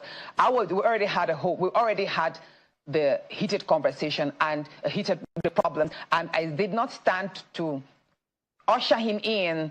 I didn't join the procession in ushering him in on the 5th and the 6th after I have moved to that seat. But while I was sitting there, I always stood to observe the procession. So, but basically, what some people thought that, oh, she was just rude. She didn't want to, she broke the Senate rule. She should have just moved to the seat according to that. But I knew that that was an attack, a further attack of many others that I have faced in a continuous manner. And that was why I refused to move, because I knew it was born out of malice. I perceived the Senate president was hiding under the Senate rules to exercise his vendetta on me. But you have a family relationship. Did you ever approach him to say you didn't like what was going on? Earlier point, yes, I did. That was last year. That was at the earlier part of, you know, I said I didn't want to go specifically into that. But when the whole relationship started, when I started rejecting the advances, when I rejected the advances and I experienced the hostility, you know, I did mention a number of times to my husband, who would then speak to him. And there was a time, we were also in London last year, January 12th. We visited him, his wife was there, and my husband was like, oh, why is it that you're a bit unfriendly to her and that she's complained? And then he right there, he was like, oh, why are you always reporting me to your husband? Why don't you tell me directly? And then when we resumed chambers, and the next time I saw him, you know, maybe not allowing my emotions or something, and I was like, oh, dear SP, I've tried to present this a number of times. Why don't you allow me? He goes, Natasha, so you now see that no matter how many times you report to your husband, you have to meet with me. This is my space. Talk to me, blah, blah, blah, make me happy and all of that. So I don't want to go into this. But the point is, I have a number of times met with people, even some senators. Did you regret telling your husband about the sexual harassment when it started?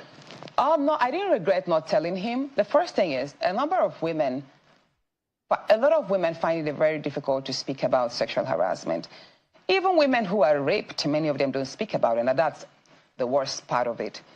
Because there's a burden of shame that comes with speaking of sexual harassment, especially in this part of the world, whereby it's a taboo for women to speak about any violation of her body or interests, you understand? As a society, we have not developed to a point whereby certain conversations are allowed. And I think probably, it doesn't mean I don't trust my husband, but I think I was looking at preserving the friendship between himself and the Senate president. I didn't want to relationship is totally collapsed right now. Well, I think as for me, I don't think I would want to maintain any friendship with a person who does not respect boundaries, and I don't think we would have. They're claiming that there are no evidence, no shred of evidence that you can prove that Akpabio harassed you sexually.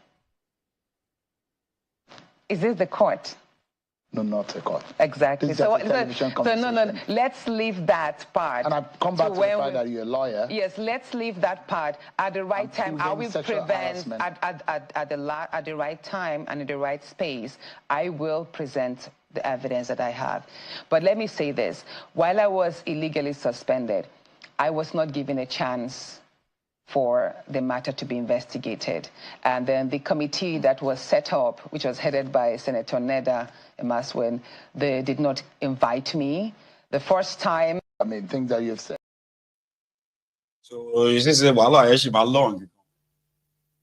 It's not ending anytime soon. Not for Akwabiole, though. I'm also waiting for that part, the evidence part. She is a lawyer. She is self-aware. And I just strongly believe that she won't make an allegation if she doesn't have some little or evidence, so to say, to finish up this man. But the system is going to always protect Akwabiole anyway. Like, it is that rotten. Trust me. The system will keep him safe. And rather than for him to get punished for his own wrongdoing, they are going to look for lacuna. Lacuna, that's they're going to look for a hole in a story or in a life. And if there is no hole to look up for, they will dig one. They will have to like punch one into her. That's what the contraption pretty much, sort of represents. It's unfortunate. And also that is what that's the textbook description of state capture, where institutions are not really allowed to function independently. Because if you have independent institutions, when it was it won't be this worse in that contraption, so to say, So here is another report from Delta. Oh, this one is sad, right? It was an unfortunate incident where an unlucky person got killed because of the greed of some few. These are not politicians. Theo Bright is the interviewer, the interrogator. Please watch this. I am SP Dafe Bright, and this is Delta State Police Command. We are presently at boot camp in Akukunbo community, Oshimini, not local government area, where a site engineer, a cousin to this man who was here, workers he employed, because they saw a particular amount of money on his phone, they conspired, they murdered him, and buried him at a shallow grave just by the site. Not just did they do that, after doing that, they still remained here.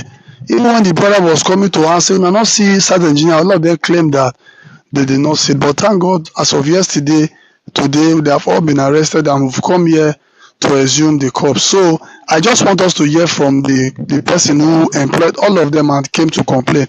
My guy, just tell us your name. My name is Aisen Nabe. Okay, Aisen, just briefly tell us, in 2 minutes, just tell us everything will happen. Yeah. On that fateful day, I visited the site. I told my site manager, though he has a little agreement with someone, I told him that... okay, you know what we'll go do? Because there's a way my video is not more than 5 minutes, okay? Briefly, just the person who die is who to you? Your site is your site engineer? He's my site manager. Is he related to you by blood? Yes, he's my cousin, brother. Is your cousin? He has been living with you? Yes, he has been living with me. Okay. So, which particular day you notice he went missing? That was on the 12. Okay, and you reported at Akugbo Police Yes, Station? I reported at Akugbo Police Station. Okay, now, we cannot discuss the entire process. Eventually, they have been arrested. Yes. The people that were arrested, have you met them before? Yes, I've been seeing them in this. Every time I visited this site, I used to see them. Even when my brother got missing. Yes, I used to see them. I used to ask them. They said that they didn't see. No, they didn't. They have not cited my brother. Okay, before we arrested these boys, was there any time that anybody accused you of maybe saying that what happened to Yeah, sure. They have been accusing me since then. Okay, now that the police have worked and the suspect arrested, how do you feel? I feel relieved. I'm very happy. Okay, thank you very much. God bless. Of the deceased, the person that was murdered. Now that we've been able to recover your son's remains at the site where he was murdered, how do you feel? Well, I feel happy because if I have not recovered, I can't know what I can do. Okay, at least there's a sense of justice. Yeah. It's a pity that people were employed to make their own ends meet. They end up killing the person who gave them food. It's very sad. We are very sorry for your loss. Thank you, my dear. But I'm glad at least we've arrested some of them. And justice will be served, definitely. Yes. I appreciate your effort. Thank you, sir. What will be your son's name again? My name, Anago Onono. Your own son name? Your picking name? It's okay. Chigozie. Chigozie. Yes. Okay. Okay. How old is he? About 38 years. Okay. Okay. So we just interviewed the father of the deceased. We'll be interviewing the suspect shortly. Daniel. Okay. On that fateful day when what make them kill that boy? Because they say they want to kill and collect money they inside. Okay. Okay. Where were you? How na take kill him? That they kill us. As the man enter inside and say me I go that place where they sleep. Okay, if you say na they kill him, but you did there when they kill him. Yeah. How they take kill him?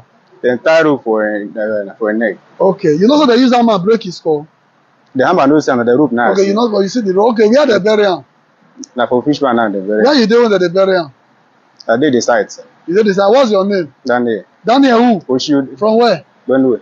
Okay, who go show us where they for bury him today? Now me go show. Now you go show us. Okay, okay, thank you. David, Plateau. David, okay, why they arrest you? Why did they arrest you? They arrest me because I tried to withdraw money from somebody's account. The person when they try to withdraw money for your account, where is he now? He's dead, sir. He's dead. Yes, when you tell you say they kill him? Now, when they go work for Warren and they tell me say they kill him. Okay, when they break the phone to you, say man you withdraw money for the account. Who broke the phone to you? Now, one of my brother and Pius. Your brother, what is his name? Victor Tacho. Is it the same mother, the same father with you? Yes, sir. Okay, so what we have here, there are two suspects who conspired to kill a site engineer who employed them to work at the site. For reasons best known to them, there's some money in his account. They conspired, they murdered him, buried him at a shallow grave at the site. We have two suspects here. Two suspects are also at large. This is the remains of the victim who was brutally murdered on the 10th of December 2024.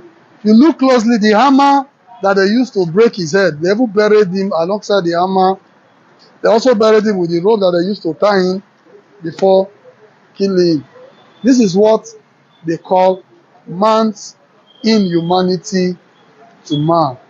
The only thing wrong that this victim did was that he empowered them, employed them, paid them to work for him. Lo and behold, they murdered him in cold blood. This is what? Daniel. Okay, on that fateful day when what make them kill that boy? Because that happened. And it's unfortunate, though, that the young man lost his life to the greed of the people he was probably helping. I mean, the people he gave employment to. That is Nigeria, man. Dog eats dog, kind of. The people are the reflection, the criminals in charge of Nigeria, they are the true reflection of the people they are leading. Do you understand? Because the majority of these enablers themselves, these Nigerians who don't really hate corruption or all of this, right? Is to end up like these guys, you know, like one day I want to be a politician too, so that I can get away with everything, like politicians get away with anything. In Nigeria, not happen to you, to any of you.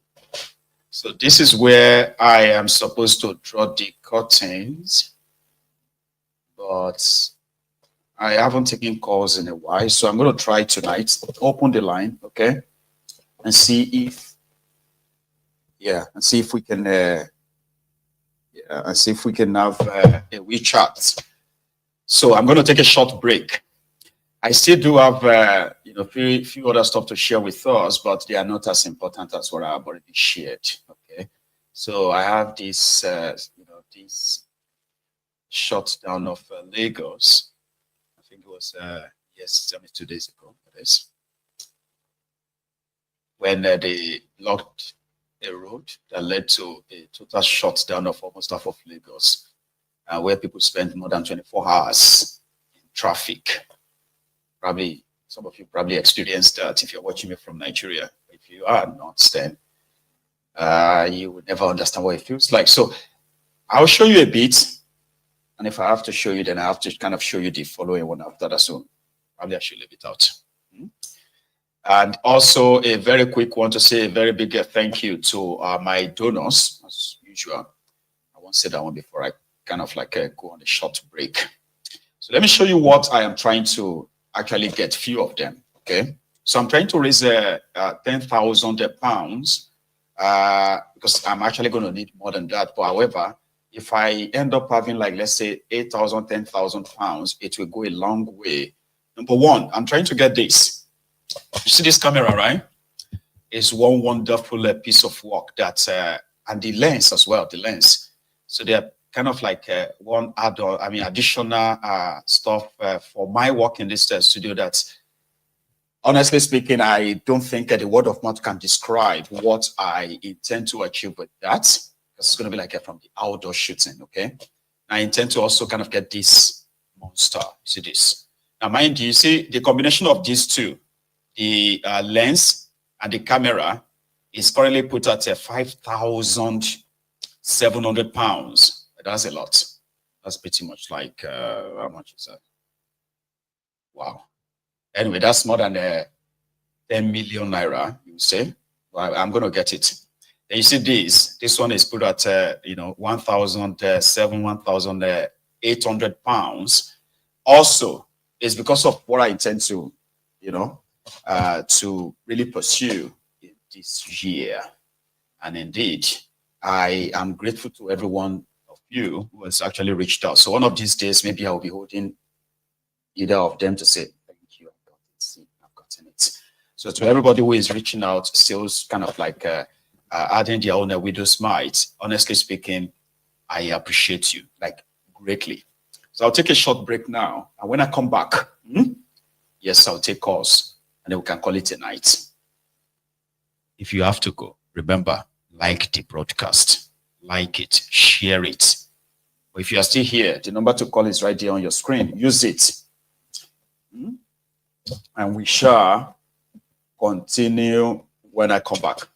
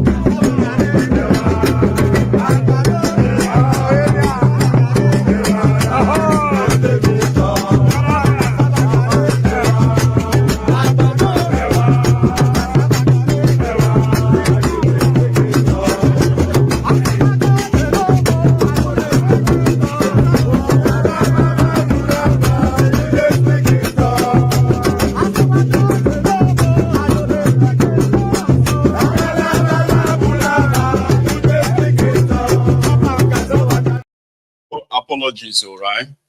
If what do you call it? If my line is not getting you through, I've been trying to work it. It should actually be working. But there is a comment that caught my attention. okay? And I want to respond to that, even though I think somebody has already deleted it. You should leave it. We used to be, I think we used to be like, we used to be like, well, maybe 50, 60,000. But I remember when we used to be like around 10,000.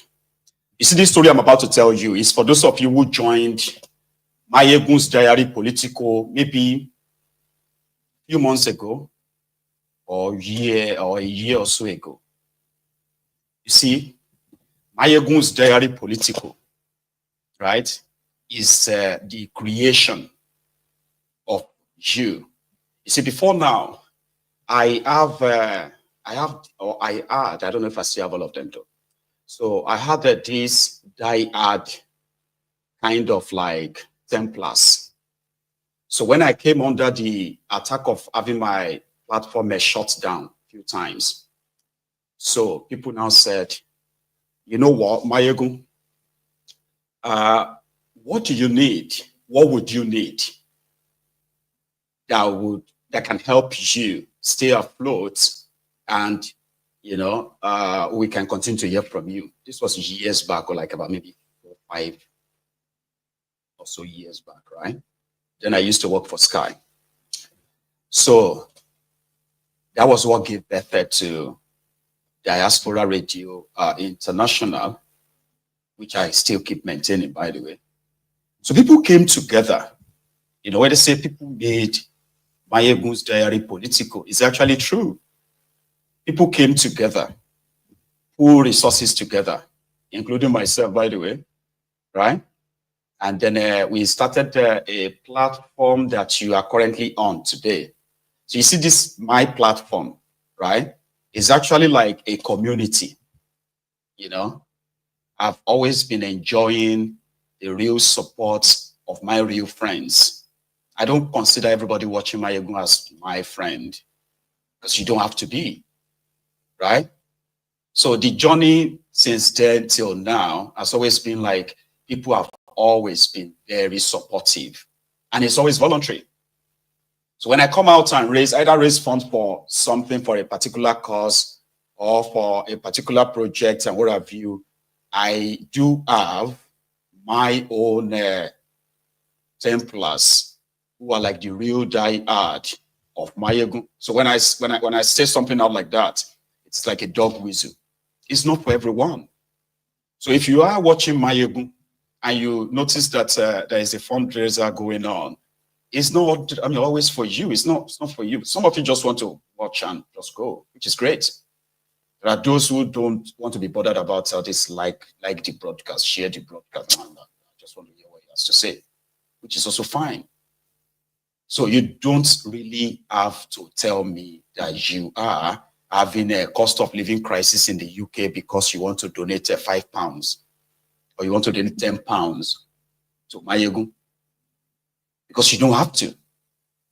I would have given you $10, but oh, Baba, we are all struggling here, Jack. You don't have to, and you don't even have to tell us. Because, like I said, I do have the real foundational, die-hard Mayegun supporters. If I start calling their names right now, I can still raise more than £2,000 just here, right now. Everybody who knows me very well will tell you that I always have this reservation for when it comes to raising funds. I may announce it, but I am so poor at it that it's actually one of the hardest things for me to do. Ask for support, even though I am actually allowed to ask for support. But it's one of the hardest things. So you do not really have to kind of like come and tell me if you have, you know, whatever life you are facing in the UK, you don't have to give your money. All right? And you shouldn't also become a banker, because there are some of you, I used to see some of them.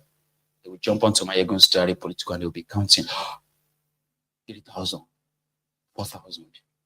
Oh, they've donated 6,000. Oh my God, it's 7,000. Oh, that's how much. That's 20 million. You know, that kind of thing. I'm just saying, there are those who have turned to bankers here as well. But again, I just thought I should mention it, okay? It is not compulsory. It is not, I wanted to say it is not like necessary. So it is always voluntary, Okay, so and I hope we can maintain that. All right. Some calls it widow's mite. My widow's mite. Let me take this call. Yeah. Hello there. Hello, Michael. How are you doing today? I am very well. How are you? I'm doing very, very well.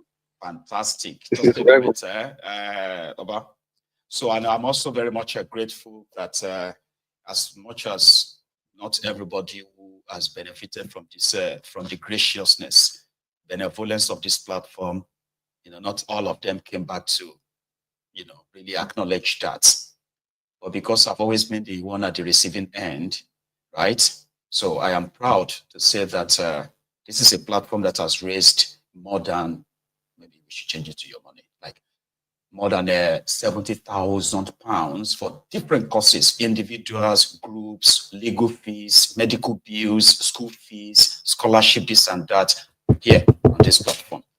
So please do not do what you have no capacity of doing. You can just enjoy whatever you think you enjoy on the platform itself, all right? Don't pressure yourself. Here is my caller. Baba, how are you doing tonight? I'm doing very, very well. Thank you so much. And yourself? Well, I'm not complaining. Thank you for asking. Please, you have the floor. Please, go on. All right. I want to say thank you for what you do. You are doing a good job. There's no question.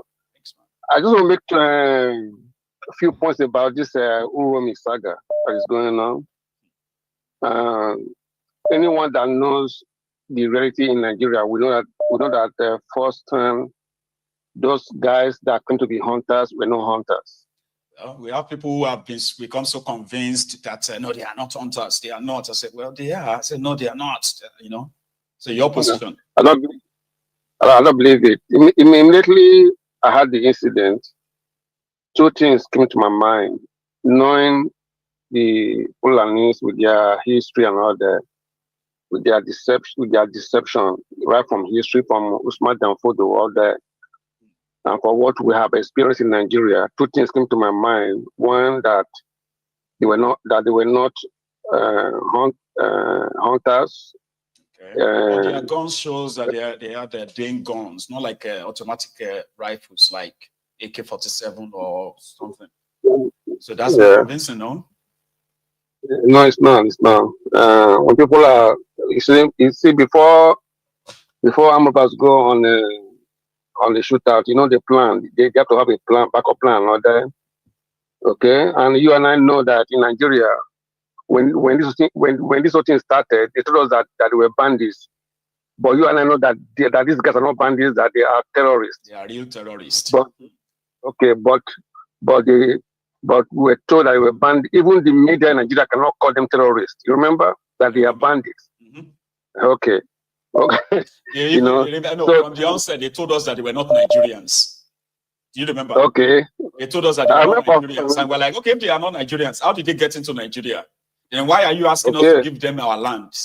I remember those things. Go on. Okay. Then number two, I know that I may be wrong on this one, but I can bet you that these guys were not Hausas. They were not Hausas. Yeah. All these are being done to change narratives. Okay, because these guys are very, very smart people. Okay, and I also know that they were trying to change the narratives from day one, saying that they were hunters. But this is a very important point I want to point out that I wish your listeners will hear me out on this one. Go on. Okay, the narrative that they are trying to change about this the narrative about I hear that guy talking about Fulani phobia or whatever he called it. I don't know what he called it. Okay. That is it now a crime to be a Fulani in Nigeria? Thank you. So for the part that I have sat down and studied these people, my good, trust me, this narrative that I try to change it's not just for Nigeria. This is a global. They are trying to change it for global sympathy, so that because you know that I always say that when Nigerians are ready, they will free themselves. Remember, I always say that. Okay, when this whole thing break out, they are already preparation to change the narrative for the world to come to their aid that they are being targeted as a special species in Nigeria. Yes. So that I'm just putting that out now ahead of time because knowing them so well. So what's your position? Okay. What is your position on the northern concerned citizens who are saying that if they can no longer be protected in this union, maybe it is time for them to throw in the towel? Did you see that part? That would have been done. I'll be the most happiest person on earth if that can be done. With you? There's no way. Yeah, there's no way, Maegu. Let me ask you a question, Maegu. Yes, sir. If I give you a jar of peanuts, okay, you know you can count peanuts, and the peanut is good, but there's one in there that is poison. Would you eat from the jar? No, I won't, because if there are other means of checking which of them is poison, then maybe I can eat. But without knowing, I won't want to find out. Okay, thank you. As long so that means that the whole thing is spoiled. It's not edible. It's not edible. My point is this: as long as we have the Fulanis in our midst, Nigeria is going nowhere. Let us be honest to ourselves, because they have become a useful tools for the foreign interest to destabilize Nigeria and Africa. Okay, so that's my point for on all this, because I call Uromi, I found out some things. There's more to this that people don't know.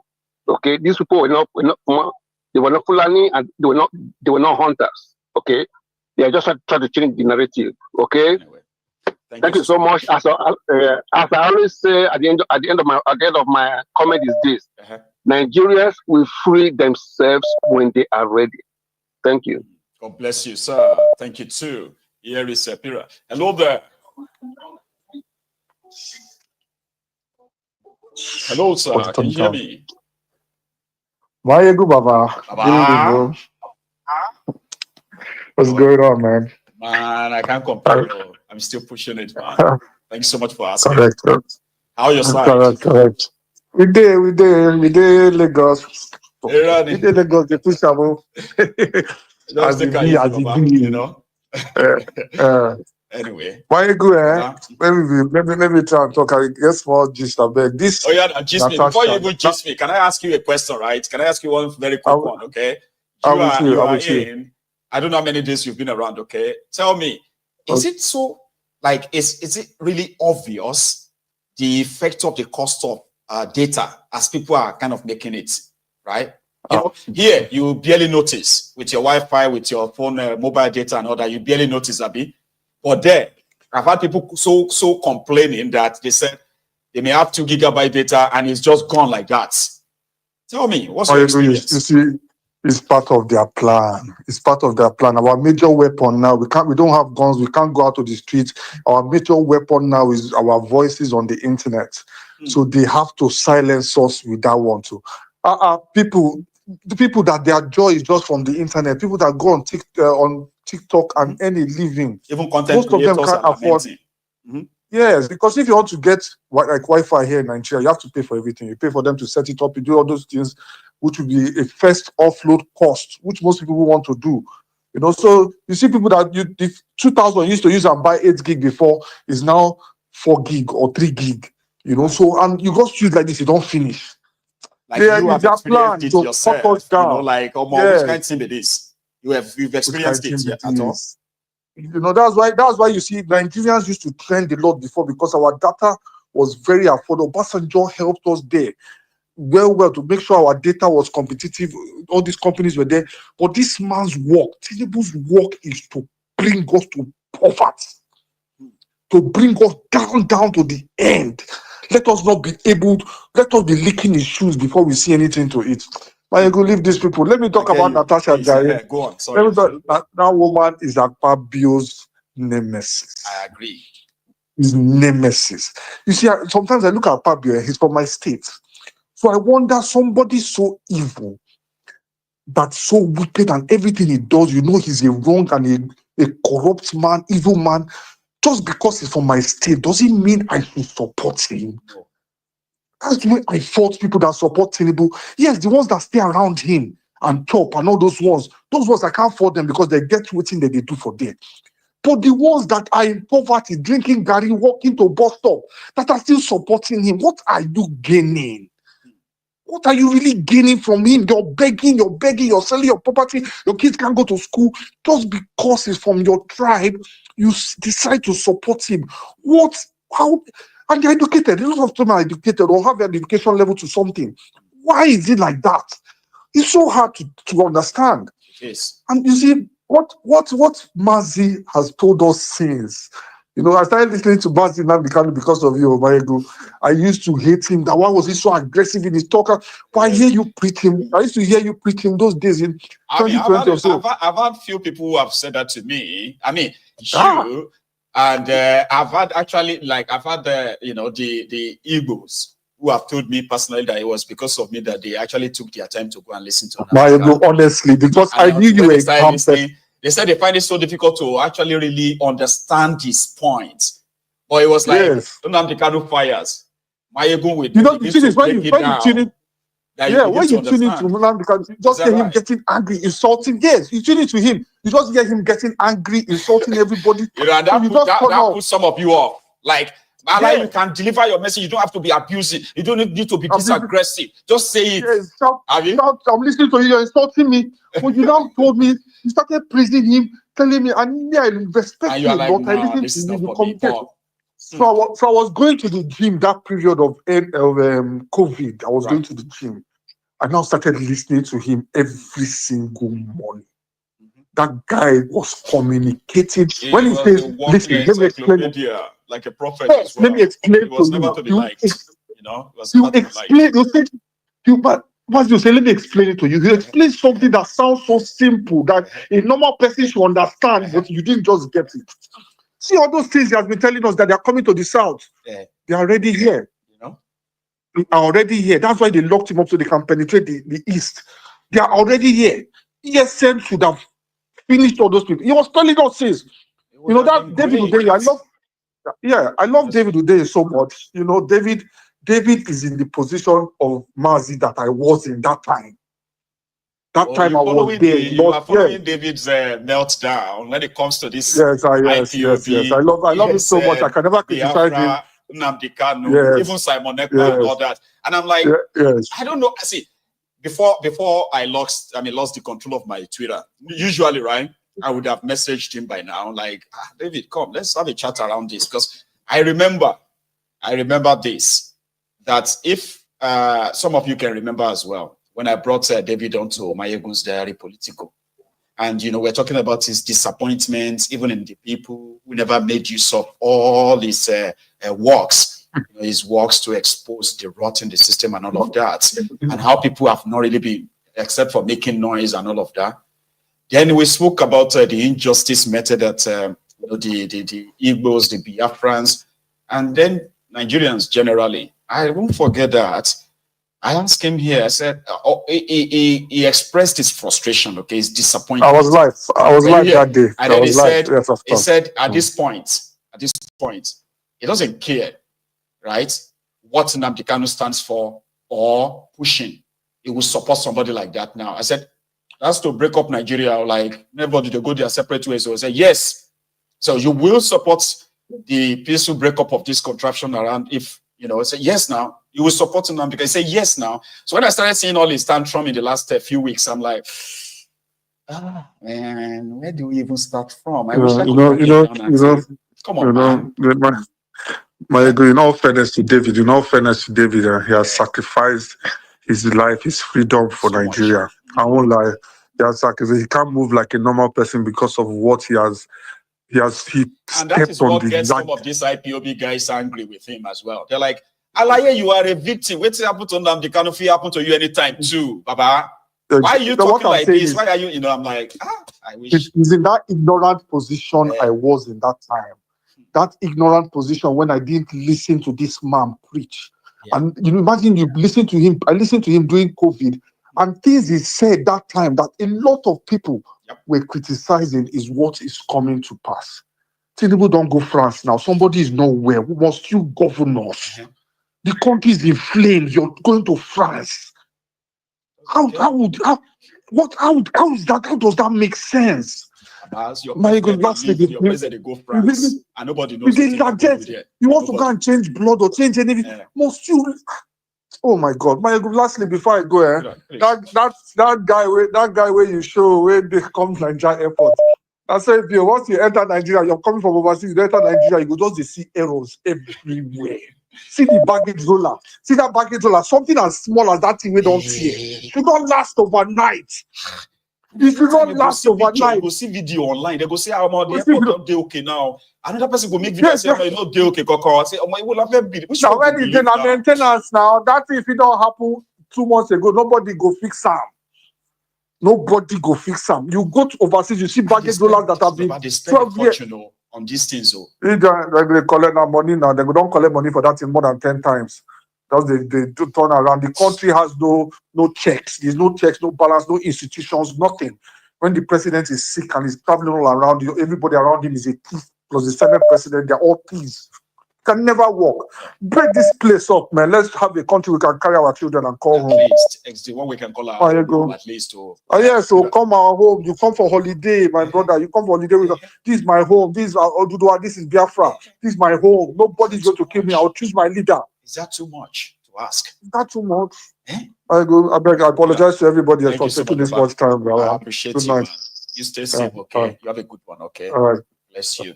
So I have another caller on the line. This is the Prince Adewale, the African Wahala, my very good brother.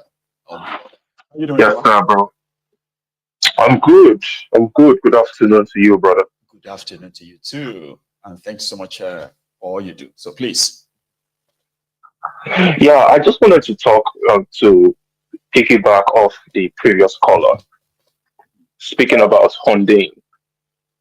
So, personally, I definitely respect his investigative journalism and all his efforts to, contribute to the revolution. To awaken the consciousness of our people, as you know. Yes. But this guy, we happen to have a little interaction on Twitter. Okay. Because he has radical fans. A lot of Nigerians, they have mental problems.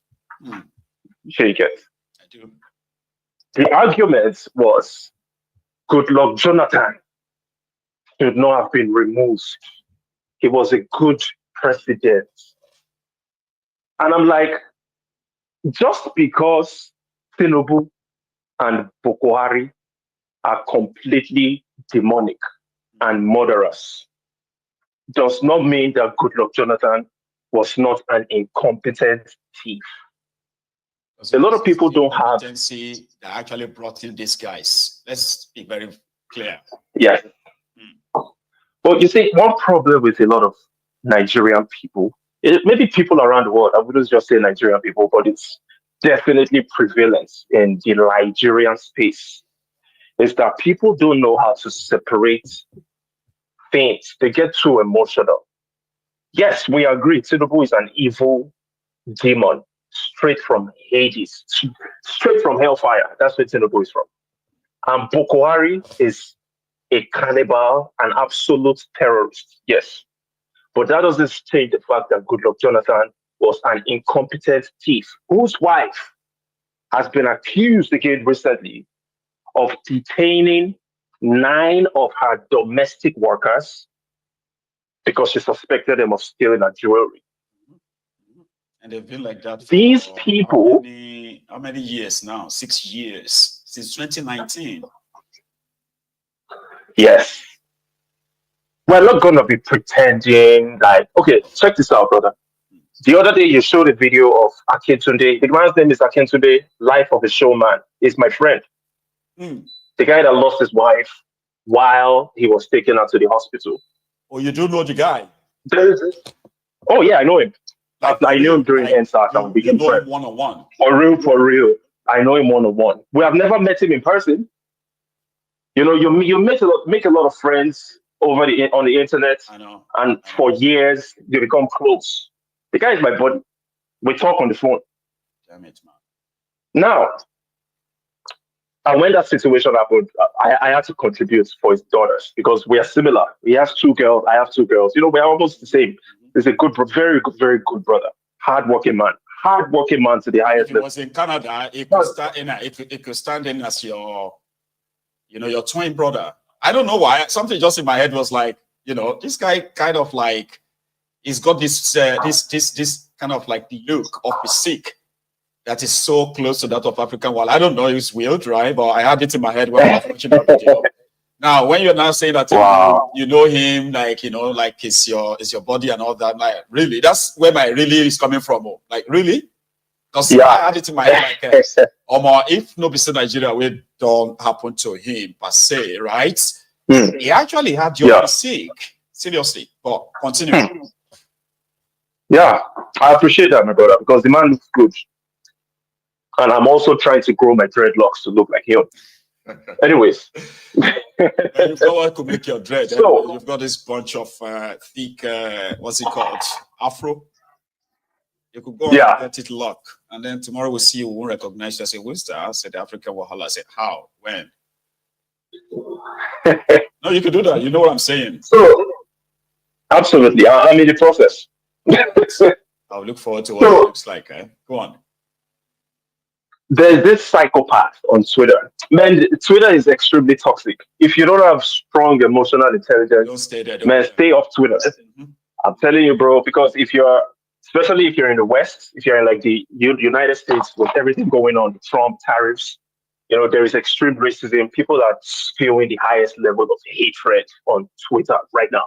Plus, if you're in the American Twitter space and you're in the Nigerian Twitter space at the same time, boy, you're getting bigots from both sides. Oh, is Igbo? Oh, Hausa is Fulani. Health messed up. I'm telling you, these people can ruin your mental health. So there was this guy. He goes by the name Harry on Twitter. He's an extremist bigot. He's making fun of Akintunde and his wife that passed away. He says, I don't feel any pity for them. Trueless Euro bastards. You see, this same Harry guy, the reason he became an extremist bigot is because of what happened to Obi during the campaign. And the way the Ronukus, the bigoted Ronukus, the psychopaths amongst the Yorubas, started showcasing their madness. Yeah. So he felt like and all that. I'm telling you, if the guy Harry feels like it's tit for tat, everybody will, yes, I'm an extremist bigot, I hate all these people. But so people need to learn how to check their emotions and just learn how to separate things. Yes, I started with David Ondeni. I respect his investigative journalism. I appreciate him. I give him a round of applause. But as a human being, personally, I have no respect for him because after the guy responded to my tweets, for the next 5 days, I had his followers attacking me non-stop on that same Twitter. So these people are psychopaths at the end of the day. And I know. I just thought I mean, see, I've had instances, right? I've had instances where I got tempted to say to him and say, I mean, I don't know what your findings are, and I really want to know, because sometimes we don't have to pretend that we know everything when we don't, right? So you are an investigative journalist. So you've done real job, real work, right? That people have given you credit for real.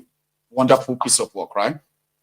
Now, and this is why people want to kind of like value what you say, because they're not just words, what you type or anything you say out there. They are not just mere saying. So there are people who are going to believe that there is more to it, right? So when he says something like, it was the Israel and the West sponsoring the IPOB, as well as the insecurity in the East, right? Just to destabilize Nigeria, all right? And I was like, now, I mean, I won't say that because that's just speculative, all right? I won't. Now, if for somebody like David want to tell us that Israel and America, like the USAID stuff at the time, right? Israel and America are the ones funding IPOB or Nnamdi Kanu, and the agenda was to destroy Nigeria, as he's putting it. I would want something more. I don't want, I don't want something like a Biapalo gist. You shouldn't be like anyone else, where people make things up and say them. So somebody like yourself, if you want to drop things like that, it must carry some, some level of credibility, not just gist. So when I saw him like replying to people, saying things and all of that, and I'm like, somehow you want to believe, but it doesn't make any sense. What he's saying doesn't make any sense. Even though his position is that somehow he believes that Nigeria is better together as a big country. Because to him, it is what protects us from America and the rest of them from doing something to us. I'm like, this doesn't make any sense, right? Well, like I said, I would want something more, pretty much like a clear and specific, not speculative. People have said a lot about the IPOB, and most of the stuff they've said, they are pure lies, made up lies, and they are there to serve a particular purpose, the purpose of the establishment. So when David Duncan was pushing things about IPOB in this manner, it's pretty much like doing the job of the establishment, because they spend a lot of money on propaganda to tell us about IPOB is so dangerous. IPOB wasn't dangerous until the day they kidnapped Nnamdi Kanu. And since then, you want us to believe that IPOB is dangerous. Meanwhile, the system have been like chasing them down, killing them. In fact, locking them up where the rest of the world can't even know where you lock them at. Like, where are they?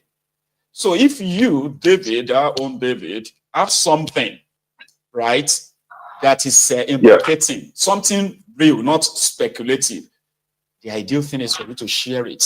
So I see all of that. Like I said, I've been tempted a few times to want to say, "Oh, David, why don't you just share?" But I was like, it's a Twitter, right? So I have this ability to just ignore. And you see that Harry you are talking about, right? I've had instances where, or I've seen scenarios where it was completely out of place. And like you said, it started to be like a response to the bigotry of the Ronukus. Right? Somehow, he said, he has said a lot of horrible things, shared a lot of horrible things about the Yoruba generally, right?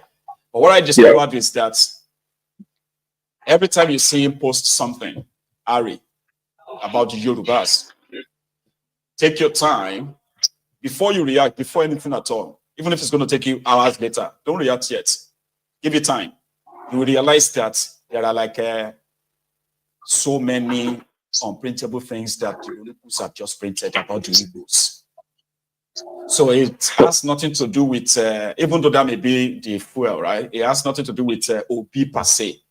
It is pure Igbo, Yoruba, bigotry, Olympic they are doing, right?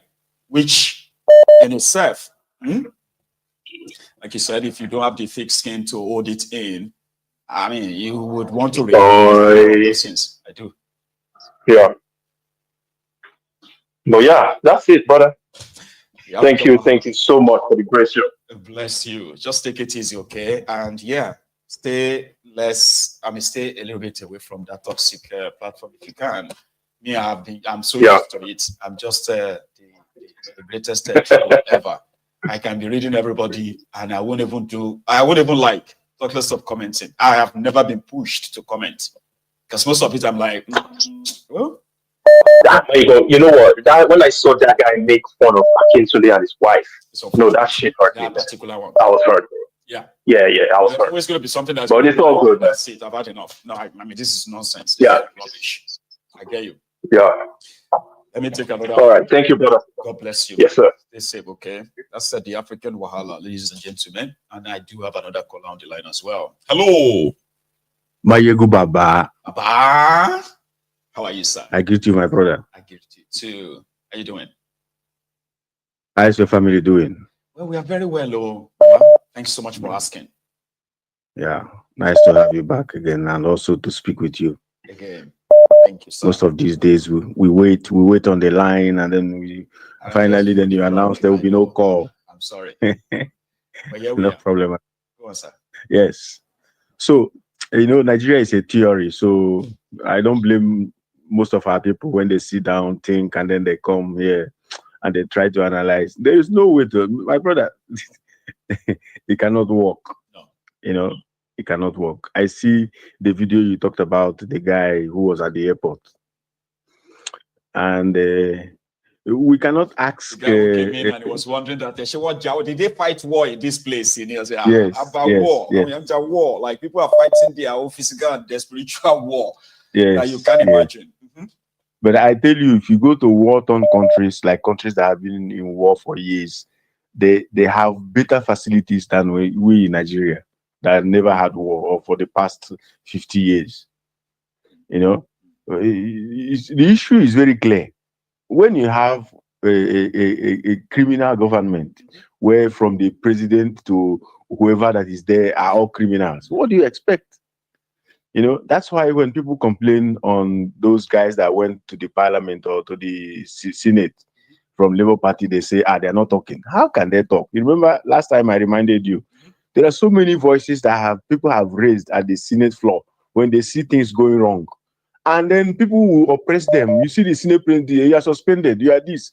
And nobody ever heard from them no more. Nobody cared how they survived. So how do you want these people to talk? They cannot, because they see what happened to the other people. So they just get silenced.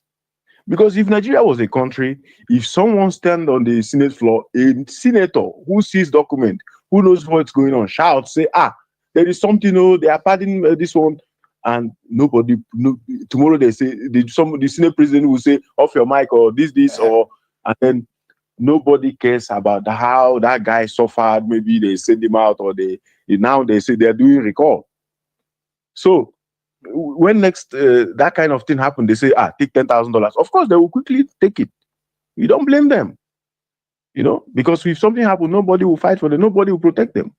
So Nigeria is not a country. It's a crime scene, like you said.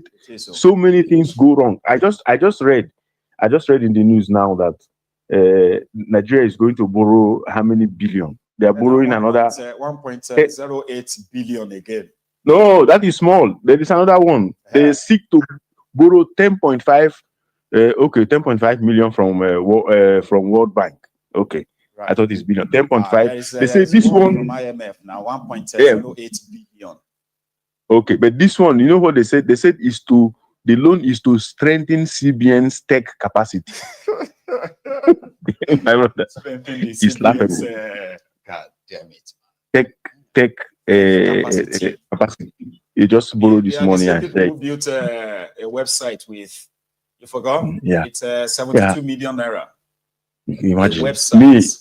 Me, I build website and I can build for them for free. I mean, yeah. Where would you stop, my brother? It will not work. Imagine a Akpabio, Senate president, somebody who is accused of so many crimes, even harassing women, and then you expect perfection from him. How? No. It's impossible. It's impossible. And again, Mayegu, there is one northern girl. I used to send you some of these videos just to to help the work now, but all of a sudden I see that the other WhatsApp, I see that my message is not delivering. Well, the old one, but this one you are calling on. The problem is that the other number. I barely read the messages on it. Yeah, because there is this northern girl that lamented. I wanted to send you that video. Man, you just watch. Why I talked about this video now? There's this chubby black, right? Like that. Yeah, I sent it with my other number. I possibly must have sent it then, all right? But go on, sir.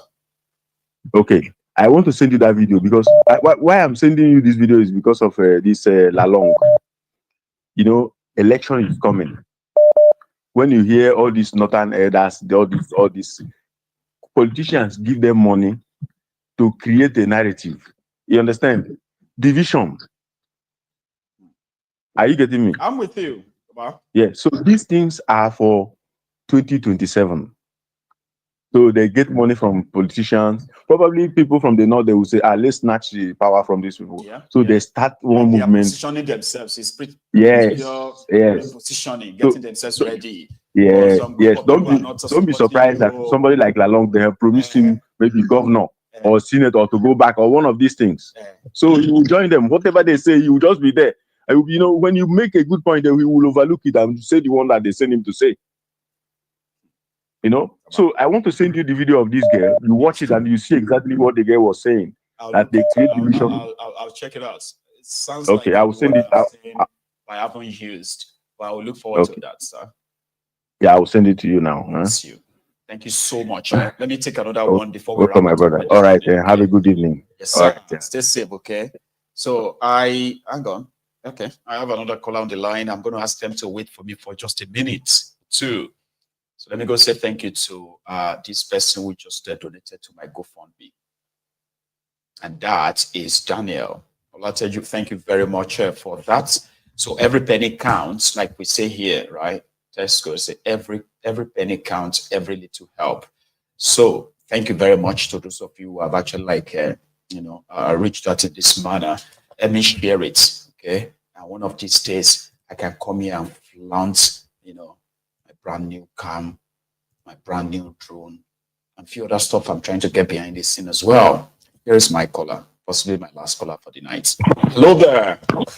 Hello, sir. My ego, very political. Good evening to you. How are you doing, sir? How you doing, sir? It's nice to talk to you again. It's a pleasure, Baba. Thanks so much for calling in. Please, go on. Yeah, I'm trying not to talk about. There's a girl that called about the last time you had this show. I think she was the last caller. I can't remember. Her name was Bimbo. That called from the United States. I don't know if you remember. I do. And yeah, depends on if you remind me of what she said, then I will further remember the person. I clearly remember, but she was talking about something that had to do with dividing Nigeria. That we had a group of people that wanted one Nigeria. Yes. Another group of people that wanted, I clearly know you now understand who I'm talking about. I do. I remember her. Yeah. So I'm trying not to go off. I'm sorry to say that because we all have our opinions on how we address issues, and people actually have reasons why they actually, choose to be occultic on certain ideas. I don't know if you understand what I mean. I do. Because anybody that is standing for segregation of the country, whereby everybody go their ways, they have a reason. We do. And they have very concrete and cogent reason. Because you can't have someone that have a farm and you have some idiots, some ragtag terrorists coming all the way from the north, ravaging their farm. If you present to that guy and tell him, do you prefer we have a one Nigeria or everybody go their way? I'm sure I don't have to tell you where the person will actually lean into. Obviously, the person will always tell you. But their own concern was that, sorry to cut you short though, right? I just want to quickly put it because I know the person is also watching, and just to make the whole context pretty much like understandable for all our viewers as well. Yeah. I think their own concern, which is also legit, by the way, because this person, for example, right, is somebody I know, right? She is somebody who is into the breakup of Nigeria. But, she is just somebody who likes to question everything. I mean, if she's not getting the answer, like she hasn't really gotten the answer, okay? So then she is partially still believing that until that happens, this contraption is worth fighting for. Not fight for it because we want to keep it, but our place in it. Rather than us to just stand our hands up and let the roads keep doing what they are doing because we've already made up our mind, we're going to our country and all that. So she came from the background where, there was a momentum where we had some people championing for example, the Yoruba nation, this and that. So she belongs to that category of people that were asking for the plan. Like, okay, how is it going to be? What are the steps? Those curious and people who just want answers. Then things went south. Like things gone south the way it went the last time, and because of that, she still believes in the the breakup of Nigeria. But at the same time, like I said, she feels like before that happens, right, we should fight these people and fight for our place in this one.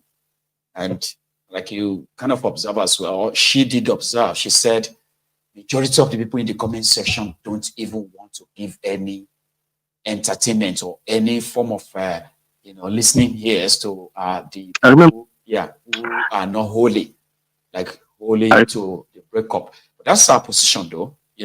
Doesn't mean that she's not. Go on. But if I remember clearly, because she was saying things like we should entertain people that actually wanted one Nigeria. There are certain things you just cannot entertain. I know. Because, and she said she lived in the US. She said, I would rather prefer to, she lived in the US and she lived in the midst of every other, country and every other people. About diversity, this and The that, diversity. But let's get something right. If the United States do not have certain constitution, you actually could bar someone or throw someone into jail just for calling you certain names. Does she even think she will even walk on the street? The same Nigeria that you're that she's talking about, we don't have laws. They just have laws on the book. Nobody follows the law. And you are so right, too. Even to say everybody actually follows their law. We're not talking about. They have law for everything. Law for everything. They always write bills, this and that. But to now follow the law, that's the problem. Yeah. And since nobody follows the law, no rule of law. The jungle justice, everybody will do it. If there is law, and everybody follows the law, we will not be talking about. Be so divided like this. No. But asking for Biafra, asking for Yoruba nation, as ideal as they sound, it will likely not be popular like this. It will not be as popular as this. I cannot have a guy, I cannot have some group of people walking around with gun. And we have certain people that are sponsoring them. And down in the south, I have a group of people that have the ability to also own gun. But they will not have the opportunity to arm themselves to protect them. Now, how do you expect me to explain to those people that they should stick with one Nigeria? Secondly, she talked about like what you just said earlier. Right. She was saying things about, okay, what is the structure? What is the legal? What are the structures on how we go about? Okay, this Yoruba nation. How is it going to happen? We need it to happen. What we have, nobody's saying it. Then maybe it's not going to happen. I get you. My ego. What we have there, Oyedepo. Yep. We have the BOE. We have all these large mega churches conditioning their own members to stick to that same country, to stick to one Nigeria. Keep praying for How do you break into the minds of those people? Of course, I'm not saying what we're doing or what you're doing is not working. Of course, it's really permeating into people's mind. But the fact remains, there's a long way to go. It has to be gradually educating. Look at it. People are waking up. For people to go ahead and those guys I don't know if those guys are innocent. Those 16 is a barbaric act. Nobody will ever support it. Like mob justice, because the other northern anywhere. The other northern guy came up and was saying rubbish. He's just trying to palliate and trying to make people see reasons to what he's saying. He's saying nonsense. Because the atrocities that have been committed in the north alone, before even coming down to the south, they were not even saying anything. They were not even clamoring for anybody. I want somebody from the south to collect. I can do it. To collect all the killings recorded and the numbers of people killed. Oh my God! You can't go to 1,000. You probably will be counting into 10,000. Yeah. You probably will be counting into 10,000. About in 2024 alone, I mean, she listed. Listen, she listed. I think she listed about 7 incidents, right? Where Northerners got attacked between 2016 and 2025. Oh my God! In 2024 alone. I can at least list out at least 20, 21 different attacks across southern Nigeria. I know it's way more than that. Yeah, in some states, the you remember they killed like, five Obas in the south. Oh my God! We never. I mean, we haven't like seen the Southerners kill the emir, so about these terrorists came into our domain and they slaughtered 5 kings in 1 week. Meanwhile, they slaughtered 3 kings in the space of 2 days in Ekiti. 2 days, 3 kings. That same week, 5 kings. So there are certain situations whereby there are certain things you can't entertain. Look, because you can't justify a one Nigeria guy and the person that wants. You can't justify it. Look, most of them are actually Christians. We have a lot of Christians in Nigeria. There's a particular passage in the Bible. It says, "Can two walk together unless they agree?" How can Yoruba, Igbo, Hausa walk together? We never agreed. There's no day we ever came together and said, okay, we want to pen something on paper and said, okay, this is my own guideline. This is my own guideline. This is my own guideline. And let us see how we could work together. We don't have that structure. No. And we don't have that kind of structure. We'll always have this all form of quarrels. That's right. That will always lead to everybody want to go their way. So anybody that is coming up and trying to say, oh, we should entertain someone that had to do with one and each. Look, it's not going to work. You can have your opinion, keep your opinion. I don't know. I'm sorry, it's your show. If you have your opinion, they keep their. I know, I get you, right? There are some opinions that some of you be like, I don't want to hear it. It's annoying. It's not possible. It's not possible. I'm from the southwest. Yep. I know how much they are killing my people, and you expect me to want to die. I spent almost about 20 years in the north. Bless you. So it's not like I'm dissociating myself from the. So I have an idea. So you cannot tell me that I should want to reason with certain ideas. No, it's not going to work. It's just like the Americans, you are telling them to come and reason with a terrorist. They don't want to hear. No, they want to take them out as soon as possible. So the idea is we want to go. So entertaining anybody that wants to be one, you can have it in your heart, keep it in your heart, think about it. No, we can even like, we want them to support us to force their hands where everybody, those who want to stay, and those who want to leave, they can both express themselves. It is called referendum. So it's okay. If anybody wants to be part of Nigeria, great.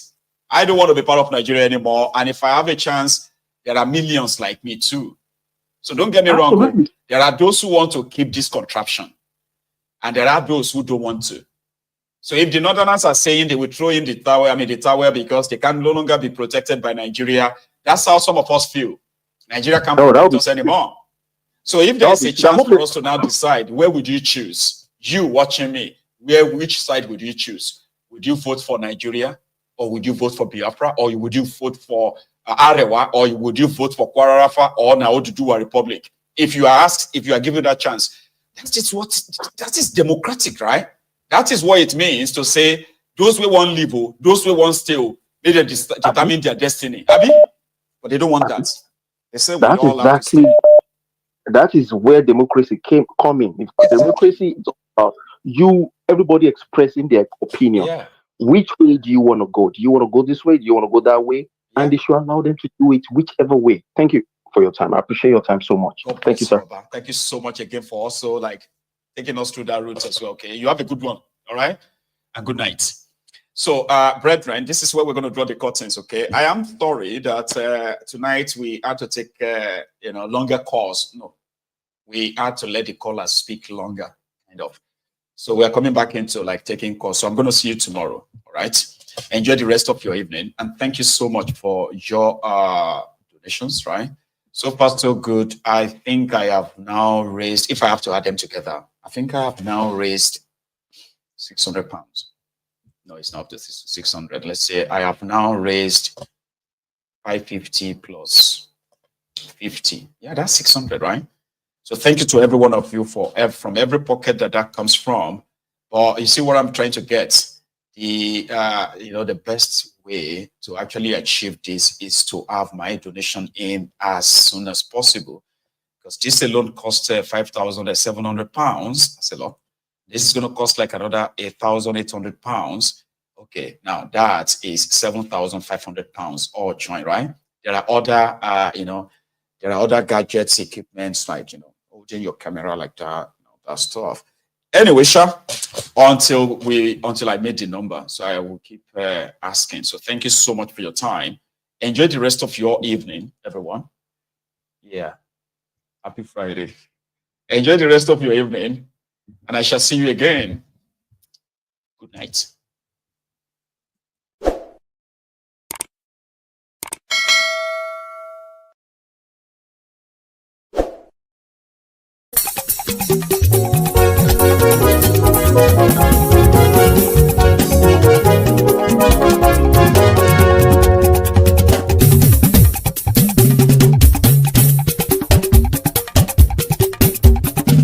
Mayegun làwa mọ̀ làmọ̀ tó dòdòdò. Mayegun dayari ayé bí nọ́mbà wá. Mayegun làwa mọ̀ làmọ̀ tó dòdòdò. Mayegun dayari ayé bí nọ́mbà wá. Mayegun ti dé o ọ̀rẹ́ ara ìlú.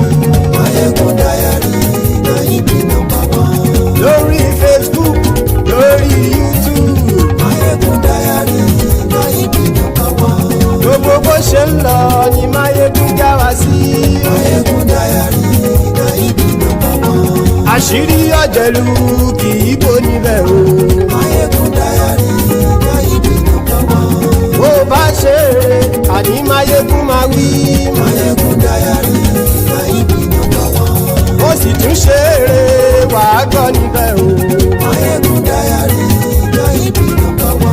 Mayegun dayari politico. Mayegun dayari ayé bí nọ́mbà wá. Godfatherism kò sí lọ́rọ̀ Mayegun. Mayegun dayari ayé bí nọ́mbà wá. Ẹ farabalẹ̀ sẹ́ o kẹgọ́rọ̀ lẹ́nu o. Mayegun dayari ayé bí nọ́mbà wá. Àní Mayegun làwa mọ̀ tó dòdòdò. Mayegun dayari ayé bí nọ́mbà wá.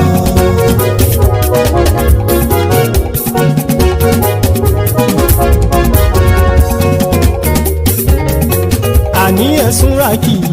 Mayegun ti dé. Mayegun ti dé. Ọ̀jẹ̀lú ẹ̀sùn rákì. Mayegun ti dé. Àní ẹ̀sùn rákì. Mayegun ti dé. Lórí Facebook. Mayegun ti dé. Àní ẹ̀sùn rákì. Mayegun ti dé. Lórí YouTube. Mayegun ti dé. Àní ẹ̀sùn rákì. Mayegun ti dé. Bọ́ bàbá gbé wúrẹ́. Mayegun máa wí. Àní ẹ̀sùn rákì. Mayegun ti dé. Bíjó ìgbádìyẹ. Mayegun máa wí. Àní ẹ̀sùn rákì. Mayegun ti dé. Bí pẹ̀sìdó bá rúfin o. Mayegun máa wí. Àní ẹ̀sùn rákì. Mayegun ti dé. Bí gómìnà kówó jẹ. Mayegun máa wí. Àní ẹ̀sùn rákì. Mayegun ti dé. Ọlọ́pàá ti ń darí bá. Mayegun máa wí. Àní ẹ̀sùn rákì. Mayegun ti dé. Aṣòfin tí ń rúfin o. Mayegun máa wí.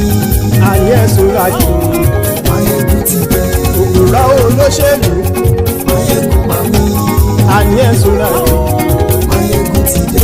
Ọ̀jẹ̀lú ẹ̀sùn rákì. Mayegun ti dé. Àní ẹ̀sùn rákì. Mayegun ti dé.